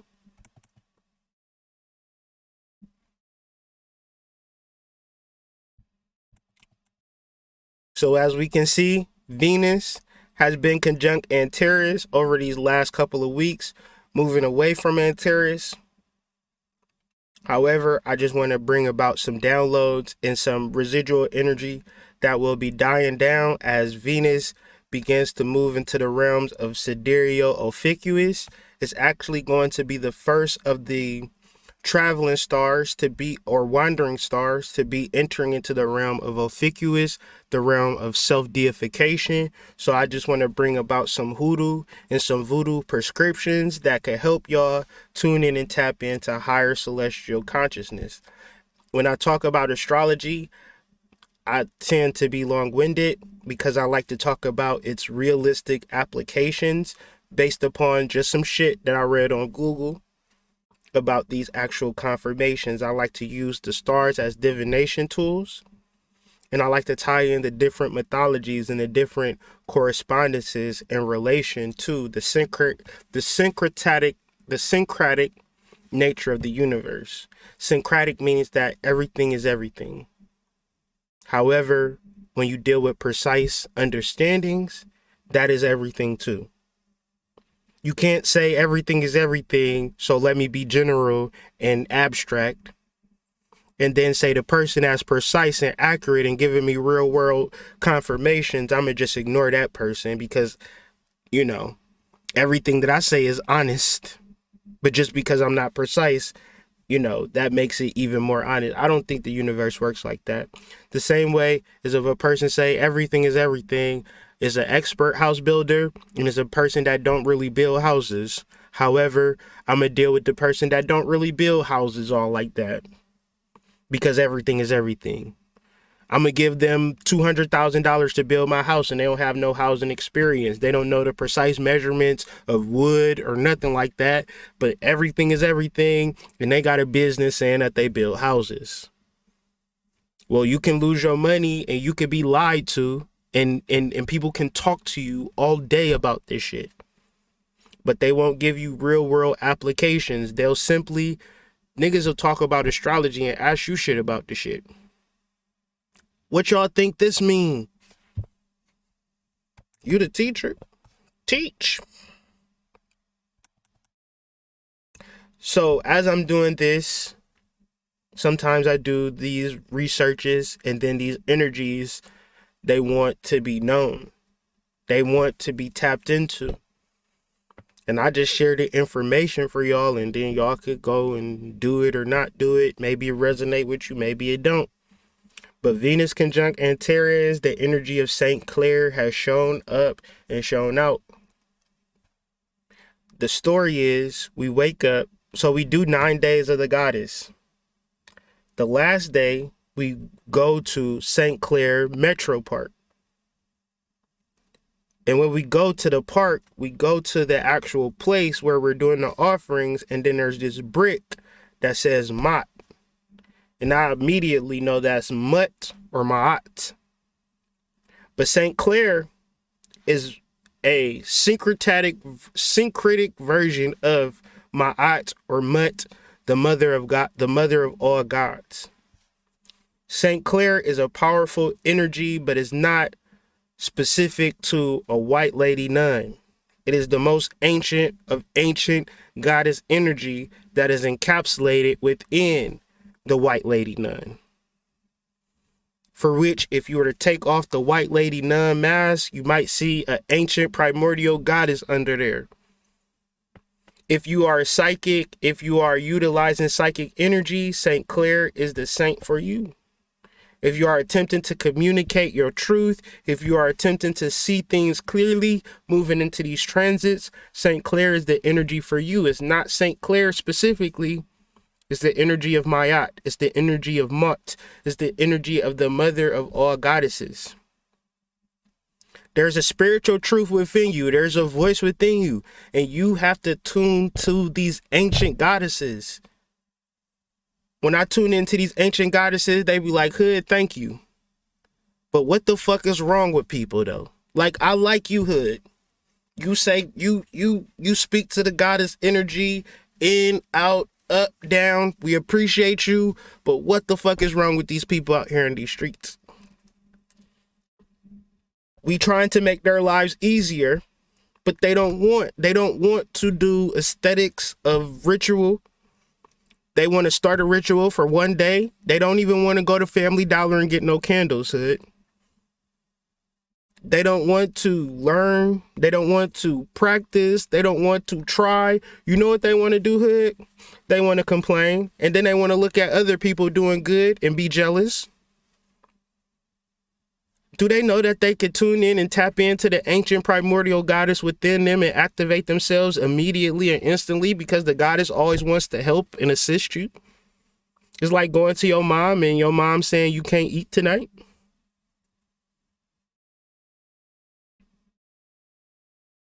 It's all of these particular energies and entities. I've been helping my mom. I've been helping my wife, the mother goddess. And I've been doing research on steaming and different types of herbs, and I'm fucking blown away. I'm blown away. And if y'all see me with a wig talking shit online, please don't say nothing, because I got 4 children, and I'm just trying to figure it out. Like, damn. All of these herbs, all of this hoodoo, voodoo, magic, cooking, cleaning, these things that people hate are probably some of the most magical shit that people can do. Like, you are a goddess. That's the crazy shit. That's the most craziest shit in the world. And people will just be like, you know what? I ain't even going to tune in and tap into my goddess energy. I'ma not even access my truth and power. I'ma just feel like a victim. So very important, if you understand Venus and Antares to be the most intense goddess formation within the last 18 months, and this goddess energy rising up within yourself, and you tuning into your psychic energy, and you got a message, or you want to speak, or whatever the fuck it is, or if you want to utilize your voice, or you got a vision, you got to put that shit forward. And you got to utilize the energy of the goddess to give you inspiration throughout their process. So if you do a ritual, don't do a ritual for one day. You bullshitting. Do a ritual for at least 9 days. Be consistent with shit. Antares is linked with obsession, intensity, and probing. If you don't have an intuitive understanding of your psychic energies, you will be looking at other people angry because they tuned in and tapped into they self, and being tuned in and tapped into they self is obviously winning for them. The only solution is not to look at them and be mad at them and what they got, is to tune in and tap into yourself. Very important to understand this. In reference to Venus conjunct Antares, where if you can look a little closer, I took this from the Princess of Wands. The manifestation of your passion is releasing the masculine or the animalistic energy and fully embracing the naked goddess within and letting that lead. That's magic. You got intuition, you got beauty, you got power. If you're not utilizing it or bringing it forward, and I'm not just saying this for women. Sometimes, man, I could put on an outfit and feel great about myself. So I know what that shit feel like. Venus conjunct Antares is generally insincere, dishonest, energetic, and selfish energy. So if you're dealing with people that's dropping hints, if you're dealing with people where you got to read between the lines, how about you close the book entirely and say, until you're ready to be honest and forthright and speak from a place of passion, delete my phone number, because I need to understand these energies within me. Big Mermaid energy, just in case y'all forgot. 6 of Congo, 7 of Congo deals with mermaid energy. Mermaid energy in its most esoteric form is for you to exist in the 3D world, but also exist in the spiritual world. This is a fact. This is a reality. Not acknowledging the immense amount of power and knowledge that you have within this moment is your fault. But since the non-physical and the physical are connected, you can't say, I know all of this spiritual energy, but I don't help people. Can't say I know all of this shit, but it's not moving me to act. Essentially, you're being emotionally led, and the emotions is more or less for research. The emotions are not for you to build upon. You dive deep under the earth, find that treasure, and you bring that treasure up to the surface. You sell it to a merchant, and you get money so you can feed your family. You don't look on this water. You don't see no houses being built on this water. You don't see any destinies being fortified within this water. This water is for research purposes. And as big goddess, big mermaid energy, you can't utilize the fact of you being in the water and not having fortified energy, because it's never even going to exist. You can't even build a house here. So you need to figure out how to take this energy and move it onto land, thus being logical and rational, and knowing that if you need solutions, you dive back into the ocean, because most mortals, most humans don't have access to Olokun, don't have access to the subconscious mind. You being a soul, you being a spiritual being, having the human experience, it gives you an advantage in this world. Very key that you understand this. And it's very important that, yeah, it's long-winded. Yeah, it's a lot of information, but it'd be longer videos on YouTube and niggas don't be saying shit.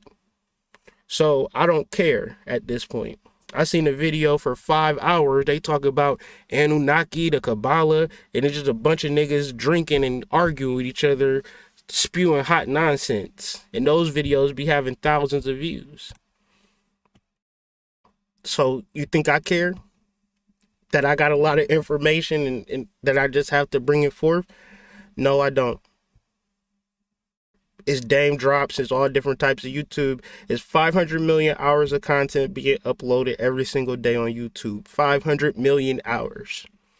It's a miracle that we're even here having this conversation, because I could be in the midst of drowning in a sea of goddamn food reviews. This McDonald's burger tastes good. It got jalapeno peppers on it.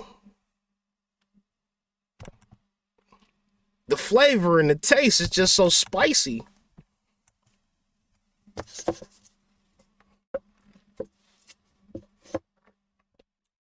The full moon takes place October 20th. The sun will be in Sidereal Virgo. The moon will be in Sidereal Pisces. And let's talk about it.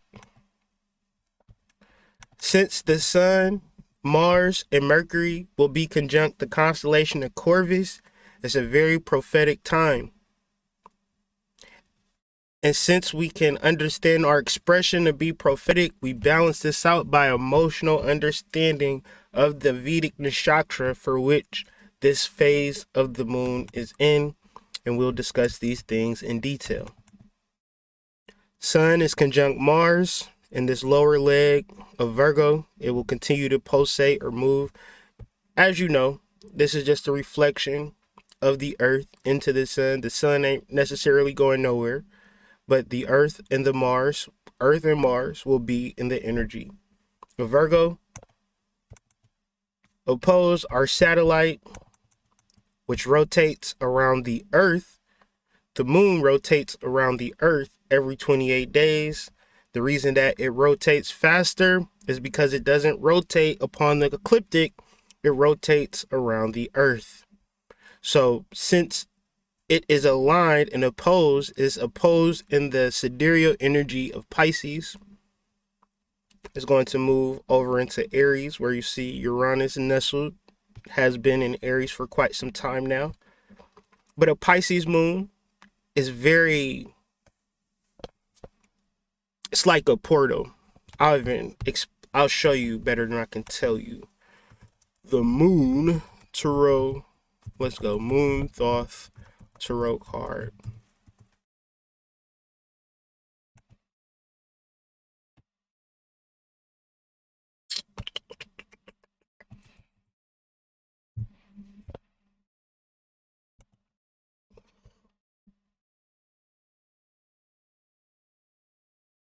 I can't see it. Give me 1 second. Can show you better than I can tell you.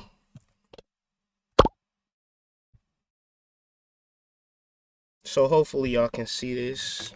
Give me 1 second.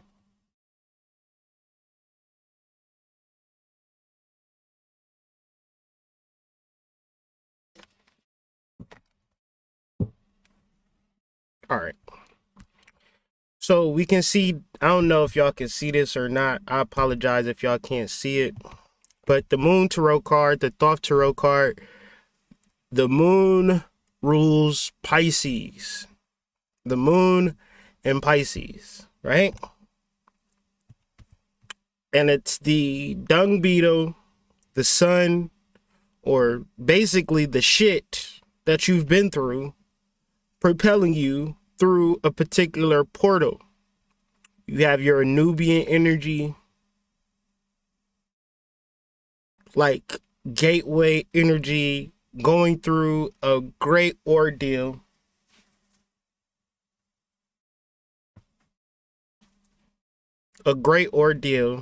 And then moving forward into this great beyond, this celestial reality where the greatest of greatness exists beyond this portal of fear, of darkness, or whatever the fuck you think or imagining, or your emotional life, up and down energy.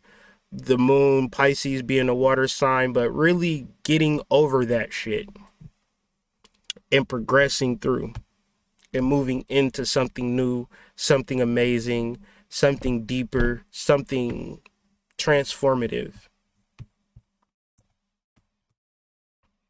And this is this actual portal for which the Moon will be in. So you could essentially do the same shit you've been doing, or you could begin to utilize different understandings, different energies within yourself, getting over your emotional life and coming up with a goal, coming up with an ambition, something that you can talk about, but you don't want it to be an emotional goal, such as, I want to be in a relationship with this guy. We went on a couple of dates. Are y'all talking? Right? Are y'all building? Are y'all growing together? So that's kind of the deal of Pisces. It's emotional, but essentially it's overcoming that emotion once and for all to really say, all right, this is something that I'm going to work and manifest on. I'm going to go through each and every step. I'm going to work through it, and it's going to happen because I'm willing and able to make it happen.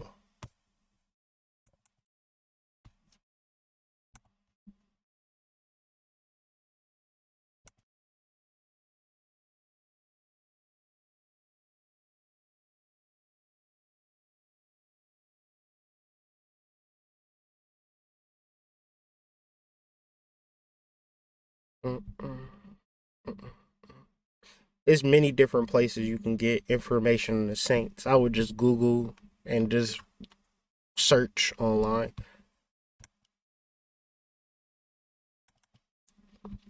So Mr. Ed is a horse that can talk.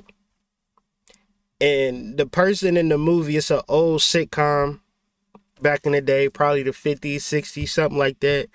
And the dude, he will always talk to the horse for like advice. Like the horse was like his guru or his genie. But that wasn't like something that was just completely made up. It's actually based off Vedic mythology. It's based off the nakshatra for which this moon is in, the Ashwini nakshatra. And if you're able to move outside of your emotional life, you'll know it. Like, it's so, your emotions are blocking you from the truth, from the fastness, from the deepest transformative spiritual understanding that could ever happen in your life. You don't know how quick your spirit can step in and activate for you if you are emotionally led. Even more so, you could look at Mr. Ed and like, man, ain't nobody talking to no damn horse. But when you deal with the spirit, this week is a horse. A couple of weeks ago, it was a dolphin. A couple of months ago, it was a rabbit. Might be a dog. Might be a cat. You don't know what spirit is going to come through, what animal, what totem, what plant, what energy is going to come in. As a spiritual being, you just have to be ready for whatever. But emotions, cognitive dissonance, the things that we talk about, have you looking for a specific thing that you can buy or some form of permanence. And as you say, okay, I'm going to take this class to do this thing that I want to do, but I don't really want to do it. I just think I want to do it because I don't got nothing to do. Then something really interesting come along. You can't even act the way that you want to act because you knee deep into a job that you hate. You knee deep into, you spent $5,000 on this course because they gamed you up on the email. They gave you a free webinar. Gave you a couple pens, gave you a jacket, gave you a nice little folder, portfolio thingy with your name on it.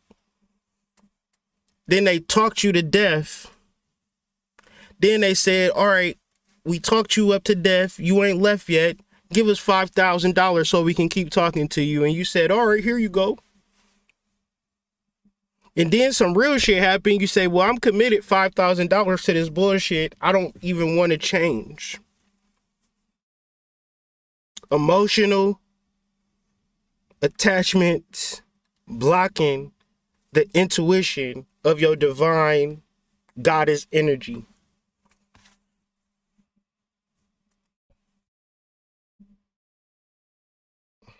I don't know what else to say. Oh, I do know what else to say. The Ashwini Nakshatra, the horse and the horse symbolism represents speed, healing, health, longevity. The deity that rose this actual nakshatra are the Ashvins, known as the Ashwini Kumara or the Asphanal. There are Hindu twin gods associated with medicine, health, new beginnings, and actual science. I read this, did my due diligence, come to find out the herb that we need to tap into is ashwagandha. Ashwagandha means the smell of a horse. Another thing about ashwagandha, had me tossing salad last night. Had me on. I felt like I just got out of jail last night after doing some hard time. Thing is, I ain't even been in jail. Thing is, all I did was take a sip of this goddamn ashwagandha tea. I was goddamn feeling like a horse. I felt like Mr. Ed. I was in that thing like, like what the hell just happened? That ashwagandha root. Now we sell it at the store, but you can get ashwagandha root anywhere. So I'm not actually promoting, unless you don't know where else to get it. You can get it from us. But fellas, women, if you need some get up and go about yourself, you gotta tap in and tune into this tea as this full moon orbits this Ashwini Nakshatra. Okay? Very simple stuff. I like to give reasonable and rational understandings and prescriptions with each of these placements, so it's going to take a little bit more time. When referencing the things that, like, shit, I could give y'all websites, but I don't know no websites. A lot of this information is from spirit. I hate saying that because niggas be lying when they say it, so I don't want to seem like the person that's lying, but you either resonate with the information, you respect the time and energy and effort that I put forth and reference it to be some form of truth, or you don't. And you watch food critiques, or you watch gaming videos or things of that nature. Live your life, fam. I'm going to live mine for sure. The full moon herb for the week is ashwagandha. Be up in that thing like Mr. Ed. You feel me? Ashwagandha throughout the week will help ease your anxiety, depression, and fatigue. It will help improve your blood circulation, nerves, immunity, and help soften the sexual harshness for which you've been experiencing outside of, oh my goodness, being healed.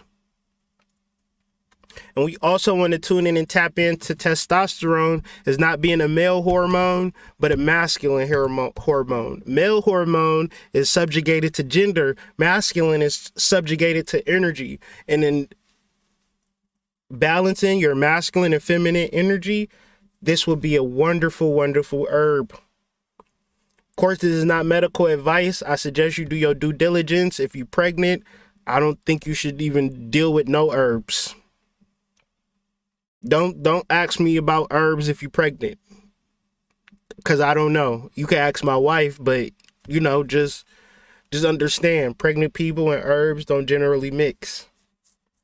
Other than that, do your due diligence, do your understandings, look on WebMD, ask your physician, so forth and so on.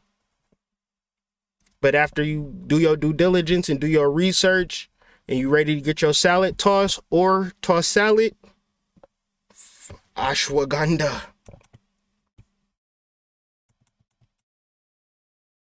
October 19th, we will be tuning in and tapping into the energy of Lakshmi. The ritual is a bowl of rice pudding. And, you know, maybe if you got like a backyard or, you know, being outside during the full moon, letting that rice pudding outside, letting the animals eat the rice pudding, so forth and so on, letting the moon shine on that rice pudding, and whatever is left, you give an offering in the morning to a body of river or whatever, but we give it Ashe to Lakshmi. It is said on the Sharad Parinama,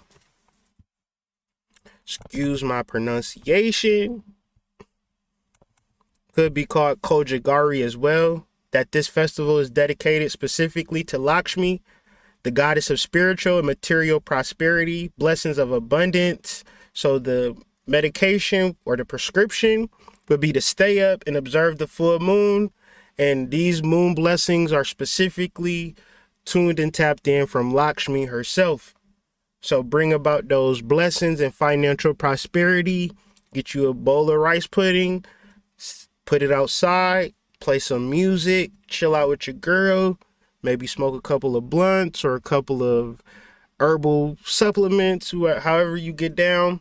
Pop some shroomies. I didn't say that. I don't know who just said that. Whatever you do, but you gonna have a good time. Call off work for the full moon. Nobody should ever work on the full moon. You gotta enjoy them full moons. So yeah, those are the vibes for the full moon. So you got your herbs, you got your totem, you got your festival, and everything from there is just vibes and expectation and awareness and observation.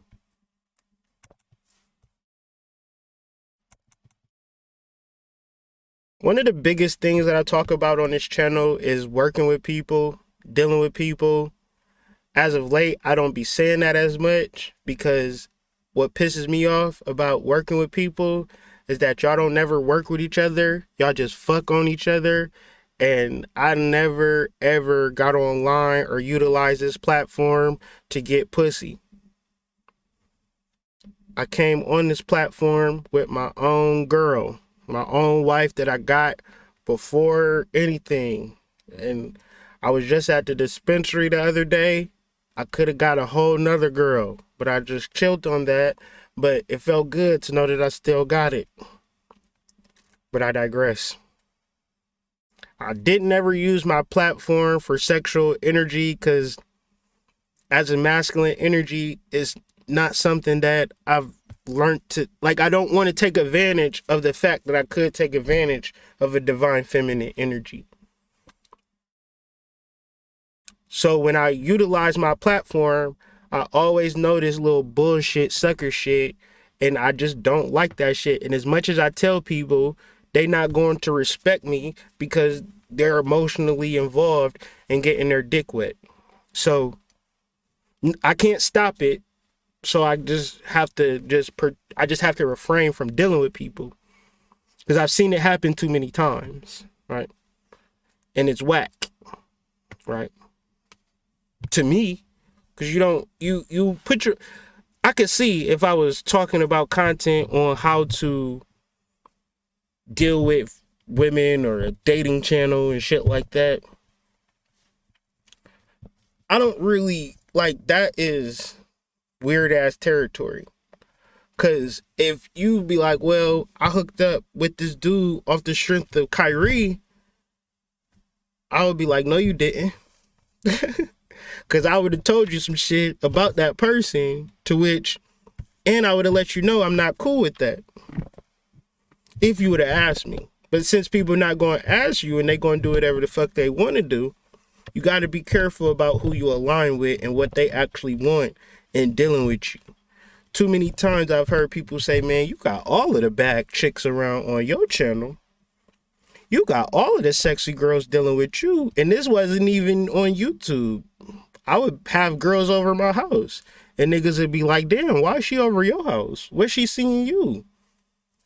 My nigga, I don't even know, fam. I don't know why she like me. I don't even, fuck if I know. I wouldn't have sex with me, I tell you that. No way. But hey, if she like it, I love it. Damn it, I'm not going to argue with her and her taste. I'm going to enjoy, I'm going to enjoy who I am as an individual if she enjoys who I am as an individual. You feel me? But I just want to say, emotional participation and having something worthwhile, you got to put your pussy in your panties. You got to keep your dick in your drawers. Because essentially, if I'm going to be emotionally involved in starting this business, the thing that will fuck it up is sexual energy. Because the implications and the hormonal disruptions that take place once you have sex with people is completely different versus if you don't have sex with people. It's people walking around me all through this office. Nobody's knocking on my door because they ain't emotionally attached to me. Ain't nobody disrupting me because I'm not shitting where I'm working at. So you got to understand, emotional participation ain't sexual. Spirit tell me all the time that people really think that sex is love. Like, this is what they honestly, truly think. They equate love to sex. So rational, logical, real conversations and responsibility and providership and protection, they might not even view that as love. The only time that they feel loved is when they're having sex. However, it's deeper love and deeper intimacy found in the realms of conversation, found in the realms of probing, and even deeper if you married and already into a relationship. Venus conjunct Antares is you to probe the relationship further, gain a deeper understanding, because 10 times out of 10, if you bring this forward to your partner and they're like, I don't really care about that shit, they're taking advantage of you and they're using you and you're getting used.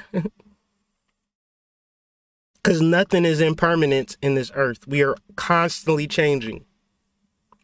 And the deeper reality is the awakening of the goddess and awakening of all this spiritual energy. You have nothing but favor. This full moon, you have nothing but favor. You can do whatever you want to do. But you have to do it. You have to converse. You have to converse on it. You have to build around it. You have to be serious about it. You have to be emotionally involved, and you can't think with your lower energies. You have to be so tuned in and tapped in to what you want that you're willing to talk about it ad nauseum. You're about to be enthusiastic about it for the next year.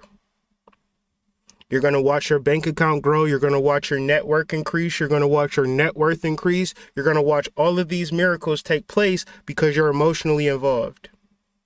And you wake up every day as a spiritual leader because you wake up every day being tuned into your divine source, which is giving you the information or the downloads to move forward. And to the person outside of you that's like, where's all of this ashe coming from? You understand that it's coming from your intentions, your ritual, and your pain. You take your intentions, your rituals, and your pain, and you alchemize it into good fortune. So if you could reference a lot of pain that you've experienced, I'll also reference a bunch of money that you could begin to create through alchemizing your pain. It's a beautiful day. It's a wonderful day to wake up in the energy of the goddess. Finishing up, Mars square Pluto. This came to me in the form of a download. So you either accept this as being a download or something that I just copied off of somebody on YouTube. You'll never find the person that I steal my content from. I digress. The sun powers up these solar panels. These solar panels power up the electricity of the house.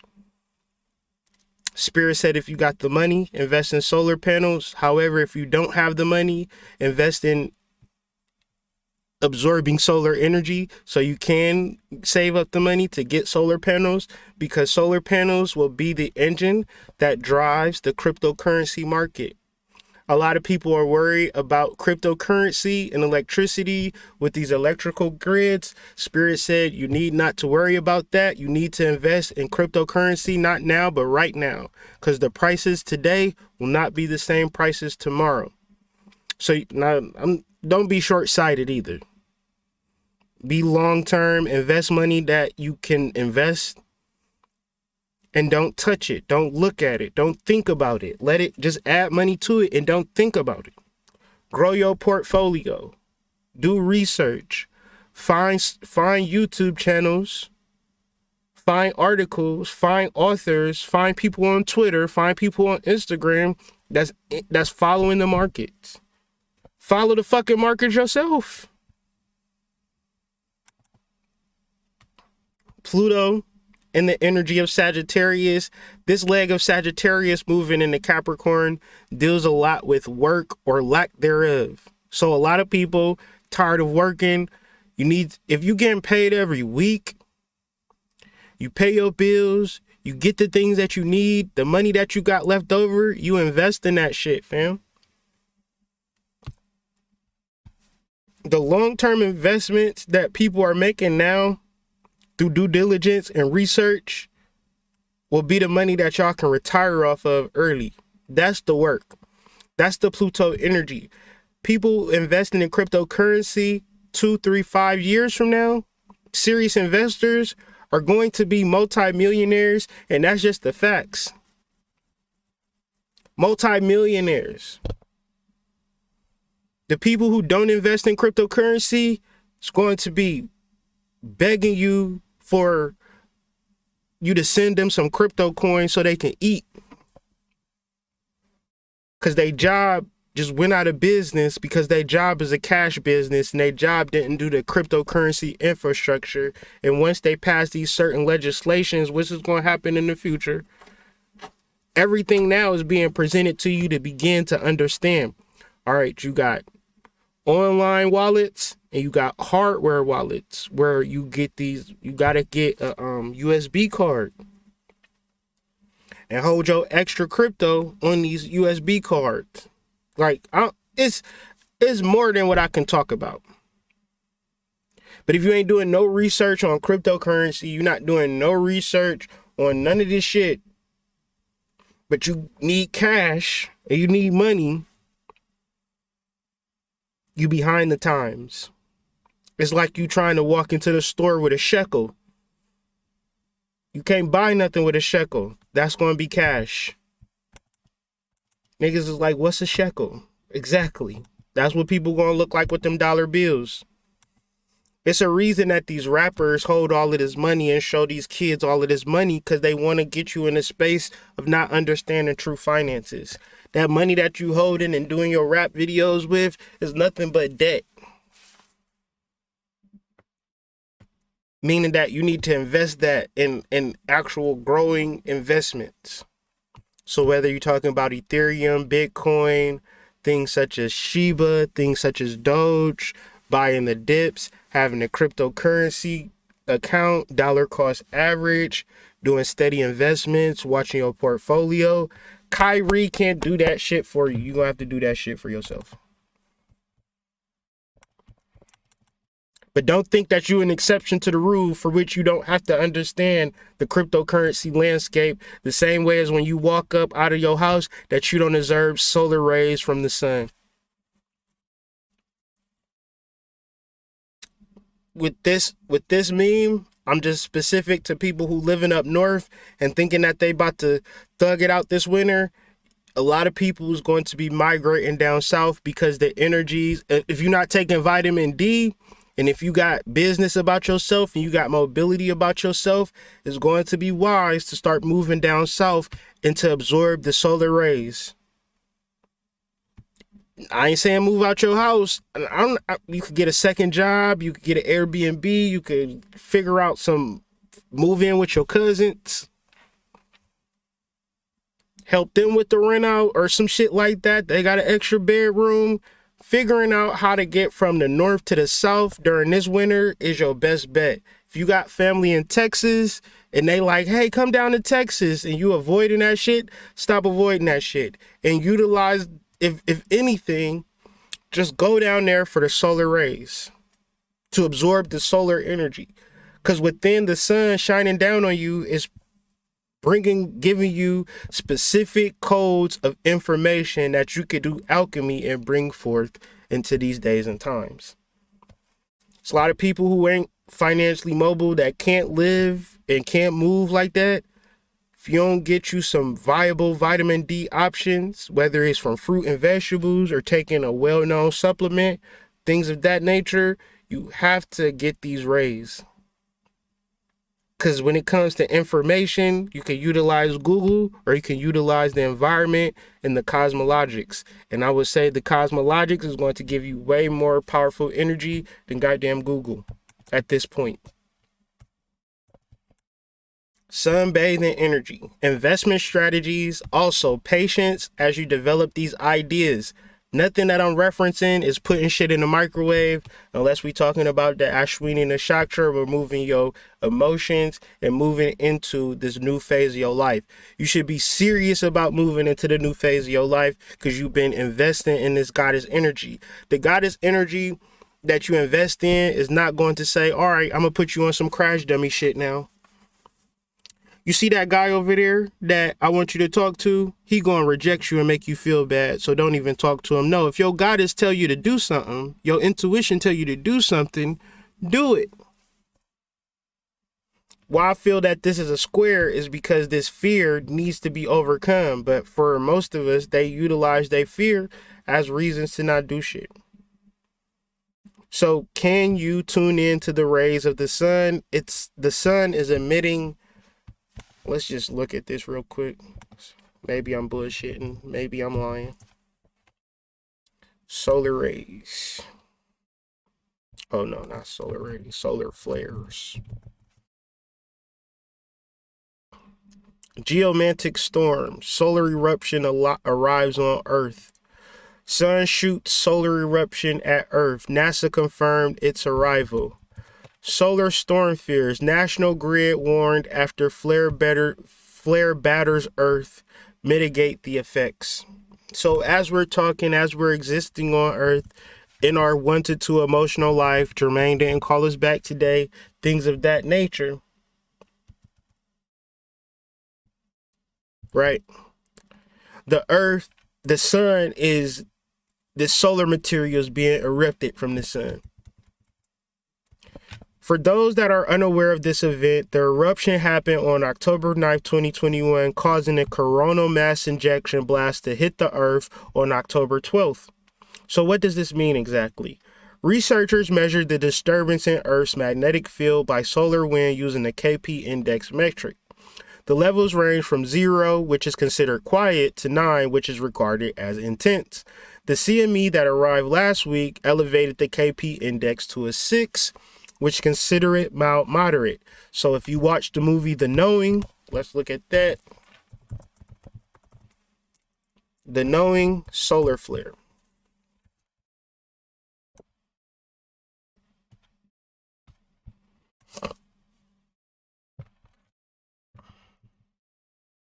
The next day, Abby colors in the sun. This is a movie that came out in 2009. If you didn't see it, you should see it, but I'm going to the end. It's a spoiler alert, so just close your ears. But it's in reference to what's happening right now in the world. If y'all went from October to October 31st, it was all hot days. If you watched the movie, and it was hot, right? So the next day, Abby, which is her son, colors in the sun on the engraving, which gives John a revelation.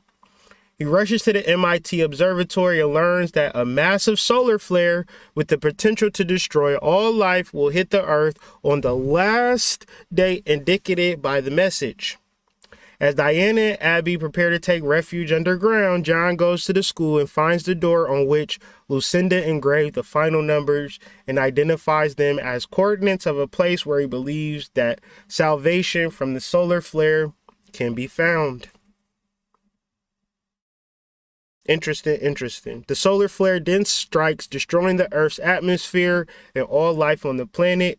Meanwhile, the Ark, along with others, deposits Caleb and Abby on the other world, resembling an earthly paradise, and departs. The two run through the field towards large, white, mysterious trees. There's also rabbits. There's also white rabbits in the field, implied to be the tree of life. So what we have, themes of Kabbalah, things that we talk about extensively on this channel, solar flares, what I just referenced, the earthly paradise. What is the earthly paradise in reference to this conversation? Exactly. Somebody calling me from Algonquin, Illinois. Give me 1 second. I'm trying to get my mind right. People call me and throw me off. Yeah. So boom, the earthly paradise is this. You can see the beetle is holding a sun, which would be metaphorically, in the esoteric sense, the sun is your ability to express or your ability to give. The sun gives unconditionally. The sun will shine down on earth. It never asks for money in return. Thus, everything you do, somebody has to do something in return for you. You're not actually ready. You're emotional. You're in the sea of emotions. When you're ready to rise above the sea of emotions, you utilize the cosmic sun or your solar plexus, and it propels you into the realm of paradise. Now, all of this is internal. All of this is you getting over yourself. All of this is you taking yourself seriously. And all of this is being consistent and sharing and giving to the community. Thus, when you're ready, you break through and you find your particular arc or your particular soul group, and life is just perfect from there. Once again, though, it's not microwavable, and it takes time. It takes development, and it takes conversation, and it takes absorbing cosmological information and doing the download, doing the due diligence, doing the journaling work, coming out with something new, being consistent, being hardcore about it, never letting it go, listening to that one song by the Jamaican dude. No letting go, no holding back. But with that being said, please utilize the article, because you can read the article in 5 minutes as opposed to watching this video for 2 hours. So tomato, I say, utilize Columbian Exchange, support Columbian Exchange, support yourself, get your own cycle tracker. I don't know what to call it. It's more of a luxury item. It's more in the realms of elegance. It's more in the realms of top tier energies, top tier journals. The best thing, the best investment this holiday season, if you got a daughter, if you are divine feminine, if you want to stop tuning in and tapping into the external and tap in and tune into the internal, please get the womb journal at columbianexchange.com. Not now, but right now. If you are a small business owner or trying to get a product off the ground, if you got a website, if you got a powerful service, if you got a powerful product, but you just don't know how to communicate that and to convert that into sales, I got a marketing powwow taking place for 11/11. It's taking place October 30th. And the reason that is such a low price, because I want other people who don't want to simply get information to give information. So I'm going to up the price on these powwows as we grow, but as we start, for the people that signed in now, you're going to get an 8 to 13 page marketing campaign strategy. I'll detail each and every page throughout the marketing powwow, and then I'll open the floor up for question and answers. This is where I want my marketing gurus to shine. I do not want to be the only one giving answers because I do not have all of the answers. A spiritual person said that he doesn't have all of the answers. Oh my God. I never heard a spiritual person say that. So yes, very, very, very powerful shit happening and going down. Thank y'all for being long-winded and long-eared as we went through all of this information. This was, like I said, a lot of information, but yet and still it had to be said. Listen to this more than once, share this, like this video, subscribe to the channel if you haven't already. Comment your favorite part of the video, comment any questions that you have in reference to the article, in reference to the conversation. Don't ask me what websites that I utilize, because I didn't even utilize no websites. If anything, ask me what books I read to get some of the mythological, cosmological background. So with that being said, Shazam. Have a great day. Peace to the family.